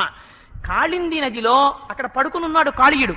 పడుకుని ఉండి 101 తలలోంచి విషాన్ని చిమ్ముతున్నాడు. ఆయన చిమ్మిన విషానికి పైనుంచి వెడుతున్నటువంటి పక్షులు నేల మీద పడిపోయేవి, నదిలో పడిపోయేవి, మరణించేవి. అసలు ఆ కాళింది మడుగులో వేరొక ప్రాణి బ్రతకదు. ఎందుకు బ్రతకదంటే కేవలము ఆ కాళీని యొక్క పడగలలోంచి వచ్చేటటువంటి విషం ఉడికించేస్తుంది ప్రాణుల్ని. తన భార్యలతో కలిసి కాపురం ఉన్నాడు. అటువంటి చోటుకి ఒక రోజున దాహం వేసి గోపాల బాలురు వెళ్ళారు. విషపు వాసనలు వస్తున్నాయి. ఆ పిల్లలు నీరు తాగపోతే ఒక పిల్లవాడు అన్నాడు, ఆ రోజున బలరాముడు రాలేదు కృష్ణుడితోటి, మనం ఈ నీరు తాగకూడదు, ఇందులో కాళీయుడు ఉన్నాడు, ఇక్కడ నీళ్లున్నా మనకి తాగడానికి అదృష్టం లేదన్నాడు. ఇన్ని గోవులు, ఇంతమంది పిల్లలు నీరు తాగకుండా అడ్డుపడుతున్నవాడెవరు? వాణ్ణి నేను ఉపేక్షించనన్నాడు పరమాత్మ. అంతే, ఒక్కసారి ఆ దట్టిని గట్టిగా బిగించాడు. బిగించి అక్కడే ఉంది కదంబ వృక్షం ఒకటి. ఆ కదంబ వృక్షం ఎక్కాడు. ఎక్కి అట్టత్కుటశాఖాగ్రము మీద నుండి ఉరికెన్ గోపాల సింహంబు దిక్తటముల్ మ్రోయ హృదంబులో గుబగుబద్వానం బనూనంబుగన్. ఆ దట్టిని గట్టిగా బిగించి కదంబ వృక్షం నుంచి నీళ్లలోకి దూకేశాడు. దూకేసి ఏనుగు పిల్ల నీళ్లలో ఆడుకుంటున్నట్టు ఆడుకుంటున్నాడు. ఈ గోపాల బాలురందరూ ఒడ్డున నించున్నారు. కృష్ణ కృష్ణ కృష్ణ, కాళీయుడున్నాడు, కాళీయుడున్నాడు, ఏమైపోతావో అంటున్నారు. చూశాడు కాళీయుడు. ఓహో, నేనున్నానని కూడా భయం లేకుండా ఈ పిల్లవాడు నీటిలో దూకాడు, వీడిని విడిచిపెట్టనన్నాడు. తన యొక్క శరీరంతో చిన్ని కృష్ణుని యొక్క శరీరాన్ని చుట్టేశాడు. చుట్టి నలిపేస్తున్నాడు. ఉత్పాతములు కనపడ్డాయి బృందావనంలో. అక్కడ ఉన్నటువంటి చీకటైపోయింది వాతావరణం అంతాను. పెద్ద పెద్ద మెరుపులు పిడుగులు పడుతున్నాయి. ఏదో కృష్ణుడికి ఉపద్రవం జరిగిందని పరిగెత్తుకొస్తున్నారు. బలభద్రుడు చెప్పాడు, కృష్ణుడికి ఏం ఆపద రాదు, ఆయన ఆపదల నుంచి రక్షించేవాడే తప్ప ఆయన్ని నమ్ముకున్న వాళ్ళకి ఆపద ఉండదని. ఆ గోపాల బాలులతో పశువులతో కలిసి అందరూ కాళింది మడుక్కొచ్చారు. చూశారు, ఆ పడగలన్నీ చుట్టేసి కరిచేస్తోంది కాళీయుడు. చూసి వాళ్ళు ఏడ్చారు. పన్నగము మమ్ము కరవక నిన్నేటికి కరచె కుర్ర నిమ్మి కలిగి నీవుండిన మము రక్షింతువు నిన్ను రక్షింప మేము నేరము తండ్రి. కృష్ణ, నువ్వు ఉన్నావా మేం బతుకుతాం, నువ్వే మరణించావా మాకు అసలు బతుకే లేదు, మేం బతికి ప్రయోజనం ఏమిటి? నీకింత కష్టం వచ్చాక నిన్ను కాళీయుడు చుట్టేశాడు, ఇక బతకావు, అందుకని నువ్వు మరణించే వరకు మేము ఉండం, మేము దూకేస్తా ఉన్నారు అని యశోదాదులు నీటిలోకి దూకేస్తున్నారు. ఇప్పుడు కృష్ణుడు చూశాడు, తన కోసం ఏడిచ్చేవాడు ఒకడుంటే పరమాత్మ వెంట పరిగెడతాడు. అనన్యాశ్చింతయంతో మా ఏ జనా పర్యుపాసతే తేషాం నిత్యాభియుక్తానాం యోగక్షేమం వహామ్యహం. వాళ్ళ కోసం ఆయన ఉన్నాడు. అందుకని పరమాత్మ గబగబా చూశాడు. యమునా వీచి మృదంగ వజ్రములు మ్రోయం తీర గోపౌఘర్షమనోజ్ఞధ్వనితంబుగేయము గజించత్కాళి తవ్యాళి భోగ రంగ తరంగ తలంబునన్ పటుగతిన్ గంజాక్షు నిర్మర్దనాట్యము హృజ్జద్భుత భీమమై పరగ దివ్యశ్రేణి చూచందివిన్. ఒక్కసారి తన వాళ్ళనందరినీ రక్షించుకోవాలనుకున్నాడు. తన శరీరాన్ని పెంచాడు. ఆ పాము యొక్క కట్లులోంచి తప్పించుకున్నాడు. ఎగిరి 101 పడగల మీదకి ఎక్కాడు. దాని తోక పట్టుకున్నాడు. విలాసంగా ఎత్తుతున్న పడగల మీద పాదములు పెట్టి తొక్కుతున్నాడు. అద్భుతమైన నాట్యం చేస్తున్నాడు. ఏదో పరమశివుడు చేస్తున్నప్పుడు అగర్వ సర్వమంగళా కళాకదంబ మంజరీ రస ప్రవాహ మాధురి విజృంభణా మధువ్రతం స్మరాంతకం పురాంతకం భవాంతకం మఖాంతకం గజాంధకాంతకాంతకంతమంతకాంతకం భజే అని నృత్యం చేసినట్టుగా నాట్యం చేస్తున్నాడు. తాండవ కృష్ణుడు అన్నారు. అంత నాట్యం చేస్తుంటే పరమాత్మ ఇంత పిల్లవాడేమిటి, నా మీద నాట్యం చేయడం ఏమిటి, తోకతో చుట్టి కరిచి మింగేస్తానన్నాడు. పడగలు ఎత్తుతున్నాడు. ఎత్తిన పడగనల్లా తొక్కుతున్నాడు కృష్ణ పరమాత్మ. వెస దామోదరు పాదఘాతనగతుల్ వేవేల చందంబులన్ ప్రసభాటోపముచూప బాపపణ భృచ్చటా మండలం వసహంబై పగిలెన్ మణుల్ చెదరగా నాశ్యంబులన్ శోణితం బెసకం దంష్టలు నుగ్గుగాగా గరళవహ్ని జ్వాలికల్ వెల్వడన్. ఒక్కొక్క పడగ మీద పాదములు పెట్టి తొక్కుతుంటే 101 పడగలు పగిలిపోయి అందులోంచి మణులు పైకొచ్చి దివ్యమైనటువంటి కాంతులు వెదజల్లుతున్నాయి. ఆ కాంతులతో స్వామి చిన్ని పాదములకు నీరాజనములు ఇస్తున్నాయా అన్నట్టుగా ఉంది. యమునా వీచి మృదంగ వజ్రములు మ్రోయంత్రీర గోపౌఘర్షమనోజ్ఞధ్వనితంబుగేయముగా ఆ ఉన్న యమునా నదిలో వచ్చేటటువంటి తరంగముల యొక్క చప్పుడు మృదంగంలాగా, ఆ తీరంలో నిలబడినటువంటి గోపాల బాలురు సంతోషంతో అరుస్తున్నటువంటి ఆ మాటలు పాటలలాగా ఒక పెద్ద నాట్యం జరుగుతోంది ఆ రంగస్థలం మీదన్నంత ఆనందంగా నాట్యం చేస్తున్నాడు. చేస్తుంటే అప్పుడు ఆ కాళీయుని యొక్క భార్యలు చూశారు. నీరస పడిపోయాడు. పడగలన్నీ విరిగిపోయాయి. కింద పడిపోతున్నాడు. స్వామి ఇంకా తొక్కేస్తున్నాడు. వాళ్ళు వచ్చారు. అయ్యా పరమాత్మ, నువ్వెందుకు అవతారం స్వీకరించావో మాకు తెలుసు. దుర్మార్గుల శిక్షించను దారునిపై అవతరించి ధనరెడి నీకి దుర్మార్గుని శిక్షించుట క్రూరత్వము కాక సాధు గుణము గుణాఢ్య. వాళ్ళు ఒక మంచి మాట చెప్పారు. వాళ్ళు పావులే, కాళీయుడి భార్యలు పావులు అయినా వాళ్ళు ఒక సత్యం చెప్పారు. అయ్యా నువ్వు భూమి మీద అవతరించేది ఎందుకు? దుర్మార్గులనేటటువంటి వాళ్ళని మట్టు పెట్టడానికి వస్తావు. అందుకని నువ్వు ఇటువంటి అవతారంలో ఇటువంటి దుర్మార్గుణ్ణి మట్టు పెట్టడం నువ్వు చేసే మంచి పని. నువ్వు తప్పు చేస్తున్నావని మేము అంటలేదు. కానీ మాకొక్కటే ఆశ్చర్యంగా ఉంది. ఎట్టి ఆచరించెనో ఎట్టి నిజంబు పల్కెనకో ఈయహి పూర్వ భవంబునందు మున్నెట్టి మహాత్ములైన చూడని నీ పాద తాడనమును పొందెనేడు అధిపా అని. అయా ఇంతకు ముందు ఎవ్వరూ ఎంతటి మహర్షులు కూడా తపస్సు చేసినటువంటి వాళ్ళు కూడా నీ పాదారవింద దర్శనం చెయ్యలేదు. కానీ ఈ కాళీయుడు పావు అయితేనే ఎట్టి తపంబు చేసెనకో, ఎంత తపస్సు చేశాడో, ఎంత పుణ్యం చేశాడో, ఏం సత్యం చెప్పాడో, ఏం అదృష్టం. ఇవాళ మహాయోగులు కూడా దర్శనము చెయ్యనటువంటి నీ పాదములు ఆయన యొక్క పడగల మీద నాట్యం చేస్తున్నాయి. ఎంత అదృష్టం చేసుకున్నాడయ్యా. బహుకాలంబు తప్పించి వ్రతములు పాటించి కామించి నీ మహనీయోజ్వల పాదరేణు కణ సంస్పర్శాధికారంబు శ్రీ మహిళారత్నము తొల్లె కాంచనిది నేమం వేమియున్ లేక ఈయహి నీపాద యుగాహతింపడచనేడత్యద్భుతం ఈశ్వర. లక్ష్మీదేవి ఎన్నో నోములు చేసి వ్రతాలు చేసి నాకు శ్రీ మహావిష్ణువే భర్త కావాలని పరితపిస్తే నీ పాదములకు ఉన్నటువంటి ఒక పాద రేణువుని తన తల మీద వేసుకోగలిగినటువంటి భాగ్యాన్ని పొందింది. కానీ మా భర్త కాళీయుడో ఎంత అదృష్టవంతుడో, ఇవాళ నీ పాదములు ఆయన పడగల మీద నాట్యం చేశాయి. బాలుడు పుణ్యవంతుడనుచు చెప్పంజాలము. కానీ ఆయన బాలుడు పాపం ఏమీ తెలియనివాడు, ఏదో పొరపాటు చేసేశాడు అని అనం. కానీ స్వామి నువ్వంత భయంకరమైనటువంటి నాట్యం చేస్తే తలలు పగిలిపోతే మరణిస్తే మేము విధవలం అవుతాం. ఎంత గొప్ప మాట చెప్పారో చూడండి. నువ్వెవరు? నీకొక పేరుంది, అనాథనాథుడు అని పేరు నీకు. అనాథలైనటువంటి వాళ్ళకి నువ్వు నాథుడవి. ఏ రక్షణ లేని వాళ్ళు స్వామి అని ఎలుగెత్తి పిలుస్తారు. అలనాడు ద్రౌపదిని కాపాడావు, అలనాడు ఏనుగుని కాపాడావు, అలనాడు కుచేలుణ్ణి కాపాడావు. ఇంతమందిని కాపాడిన వాడివి అదే చేతులతో, అదే దృక్కులతో, అదే పాదములతో మమ్మల్ని అనాథల్ని చేస్తావా?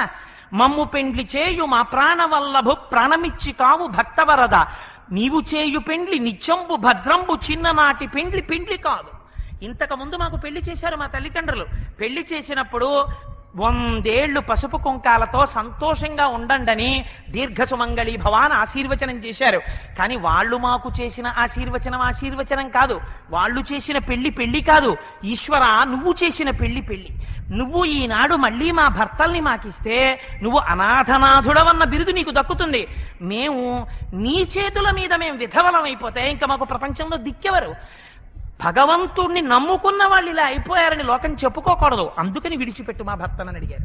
ఎంత గమ్మత్తైన ప్రార్థన చేశారో చూడండి వాళ్ళు. వాళ్ళ ప్రార్థన విని పరమాత్మ అన్నాడు, గోవరము తోడమనుజులు తిరిగెదరి నీటియందు కావున నీవును నీ బాంధవులను నీవనితలు చనుడు నేడు అంబుదికిన్.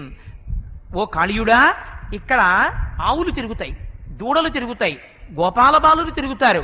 అందుచేత నువ్వింకిక్కడ ఉండడానికి వీల్లేదు. ఇక్కడ నుంచి నువ్వు వెంటనే బయలుదేరి మళ్ళీ సముద్రంలో ఉన్న రమణక ద్వీపానికి వెళ్ళిపో అన్నాడు. అంటే ఆయన అన్నాడు, అయ్యా నాకు వెళ్ళిపోవడానికి సమస్య లేదు, వెళ్ళిపోతాను. కానీ నేను వెడితే గరుత్మంతుడు నన్ను చంపేస్తాడు, అందుకని నాకు వెళ్ళడానికి భయం అన్నాడు. అంటే స్వామి అన్నారు, నిన్ను గరుత్మంతుడు ఏం చెయ్యడు. ఎందుకో తెలుసా? నువ్వు పడగ విప్పినప్పుడు నా పాదముల ముద్ర నీ పడగ మీద కనపడుతుంది. నీ పడగ మీద నా పాదముద్ర కనపడగానే గరుత్మంతుడు పక్కకి వెళ్ళిపోతాడు. అందుకని నీ శిరస్సు మీద నా పాదముద్ర పెట్టి పంపుతున్నాను అంటారు. అందుకే ఇప్పటికీ మనం నాగుపాం కానీ త్రాచుపాం కానీ చూస్తే పడగ విప్పితే దాని మీద కృష్ణుడి పాదముద్ర చూడండి, కృష్ణుడి పాదముద్ర చూడండి అంటాం. గమ్మత్ ఏమిటో తెలుసా అండి? అసలు కాళీయుడు రమణక ద్వీపం నుంచి కాళింది మడుక్కి ఎందుకు రావాలి అంటే, ఒకప్పుడు గరుత్మంతుడు ఒక నియమం పెట్టాడు. ఎవరైతే ప్రతిరోజు నాకు బలిహరణం పెడతారో, ఆహారం పెడతారో, అప్పుడు నేను ఇంకా పాముల జోలికి రాను. నాకు ప్రతిరోజు బలిహరణం పెట్టండి, తిని వెళ్ళిపోతానన్నాడు. పాములు ఎవరి కుటుంబం వంతు వచ్చినప్పుడు వాళ్ళు ఆహారం పెట్టేవారు, ఆహారం తినేవాడు, వెళ్ళిపోయేవాడు. ఒకనాడు కాళీయుడి వంతు వచ్చింది. నా అంత పావుని నేను, ఇంత పెద్ద పావుని, ఇంత బలవంతుణ్ణి నేనేమిటి గరుత్మంతుడికి ఏమిటి బలిహరణం పెట్టడం ఏమిటి, నే పెట్టనన్నాడు. పెట్టనంటే గరుత్మంతుడు ఆహారం కోసం వచ్చాడు, కనపడలేదు ఆహారం. ఇవాళ ఎవరి వంతు అని అడిగాడు. కాళీయుడి వంతు అన్నాడు. అంటే కాళీయుడు ఆహారం ఎందుకు పెట్టలేదన్నాడు. ఆయన ఎదురొచ్చి, నీకు నేను పెట్టేది ఏమిటి, నా అంత వాణ్ణి నేను, నా శక్తి నాది అన్నాడు. అని పడగలు విప్పి గరుత్మంతుడిని కాటు వెయ్యబోయాడు. కోపం వచ్చిన గరుత్మంతుడు తన ఎడమ పక్షంతో, ఎడమ రెక్కతో ఒక్క దెబ్బ కొట్టాడు. ఆ దెబ్బకి స్పృహ తప్పిపోయి పారిపోయి వెళ్ళి కాళింది మడుగులో పడుకున్నాడు. కాళింది మడుగులో పడుకుంటే గరుత్మంతుడు చంపడా అని మీకు అనుమానం రావచ్చు. అక్కడ సౌభరి అన్న మహర్షి తపస్సు చేశారు. ఆ మడుగులో తపస్సు చేస్తున్నప్పుడు చేపల సంసారం చేస్తుండేవి. చేపల వంక చూసి సంతోషిస్తూ ఆయన తపస్సు చేశారు. ఒకనాడు గరుత్మంతుడు అక్కడికి వచ్చి ఆ చేపల రాజుని మింగేశాడు. మింగేస్తే చేపలన్నీ ఏడ్చాయి. సౌభరి మహర్షి భూతదయ కలిగినవాడు, ఇతర ప్రాణుల యొక్క కష్టము తన కష్టం అనుకునేవాడు. అందుకని చేపల రాజుని మింగితే చేపలు ఏడుస్తున్నాయి కనుక గరుత్మంతుడు వేరొకసారి ఈ మడుగు దగ్గరికి వస్తే ప్రాణాలు పోతాయని శపించాడు. అందుకని గరుత్మంతుడు రాడిక్కడికి. ఇది తెలుసు కాళీయుడికి. అందుకని వచ్చి ఇక్కడ పడుకున్నాడు. నువ్వు ఇక్కడ ఉండడానికి వీల్లేదు, మళ్ళీ రమణక ద్వీపానికి వెళ్ళిపోమన్నాడు కృష్ణ భగవానుడు. వెళ్ళిపోతాను కానీ గరుత్మంతుడు నన్ను చంపడా అన్నాడు. నా పాద ముద్ర నీ మీదుంది, నీకు భయం లేదన్నాడు. ఏమిటో తెలుసా అండి ఇందులో రహస్యం? నిన్నునే శాసించిన కథ ఉభయ సంధ్యలయందు స్మరించిన వారికి అని ఎవరైతే ఈ కాళీయమర్దన కథని సాయంకాలం సూర్యాస్తమయం అయిపోయిన తరువాత విన్నా, ఉదయం వేళ సూర్యోదయం జరుగుతున్న సమయంలో విన్నా, అటువంటి వారిని జన్మాంతరముల యందు పాము కాటు వెయ్యదు. కృష్ణ భగవానుడు అభయం ఇచ్చాడు.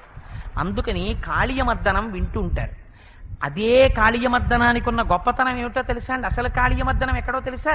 ఇక్కడ జరుగుతుంది. మనకి శతంచ ఏకంచ హృదయస్య నాడ్య అని 101 జ్ఞాననాడుల ప్రసరణ ఉంటుంది. ఈ 101 నాడులలో జ్ఞానం ఉండి ఈశ్వర సంసేవనం, ఈశ్వర తలంపు ఉండాలి. కానీ రజోగుణ తమోగుణముల చేత ఈ నాడులన్నీ కూడా అజ్ఞానంతో విషం అయిపోయి ఎప్పుడు ఎవరిని ఎలా పీడిద్దామనేటటువంటి బుద్ధితో నిండిపోతాయి. ఇంత విషం నిండిపోయిన నాడు మనం చేసే మొదటి పని ఏమిటంటే భగవంతుణ్ణి కూడా విస్మరించవాణ్ణి. నేను అహంకారం వచ్చేస్తుంది. వచ్చేసిన తర్వాత కన్ను కనపడదు, శవలన్నీయు మరచు నీ మహిమమాన్పి మీరు చేసితి నీ మేర మిటి చూపి అంటారు అష్టమస్కంధంలో పోతన గారు. ఐశ్వర్యం అంత ఎక్కువైపోతే చిట్ట చివరికి భగవంతుణ్ణి కూడా మరిచిపోతాడు. అలా మరిచిపోని ఐశ్వర్యం ఉంటే అది చాలా గొప్పది, ఆ వినయంతో కూడుకున్నది. అందుచేత గరుత్మంతుడంటే వేదం భగవంతుణ్ణి వహిస్తుంది. వేదం చెప్పినటువంటి నివేదన బుద్ధిని ప్రసాద బుద్ధిని మరిచిపోయాడు.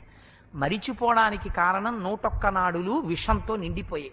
వీటిలో ఉన్న విషాన్ని తీసెయ్యాలంటే ఇప్పుడు మళ్ళీ ఈశ్వరానుగ్రహం కలగాలంటే ఇయకో గోపాల బాలుర జోలికి వెళ్ళాడు. ఆనాడు పరమేశ్వరుడు 101 తలల మీద నాట్యం చేసి విషాన్ని విరిచేశాడు.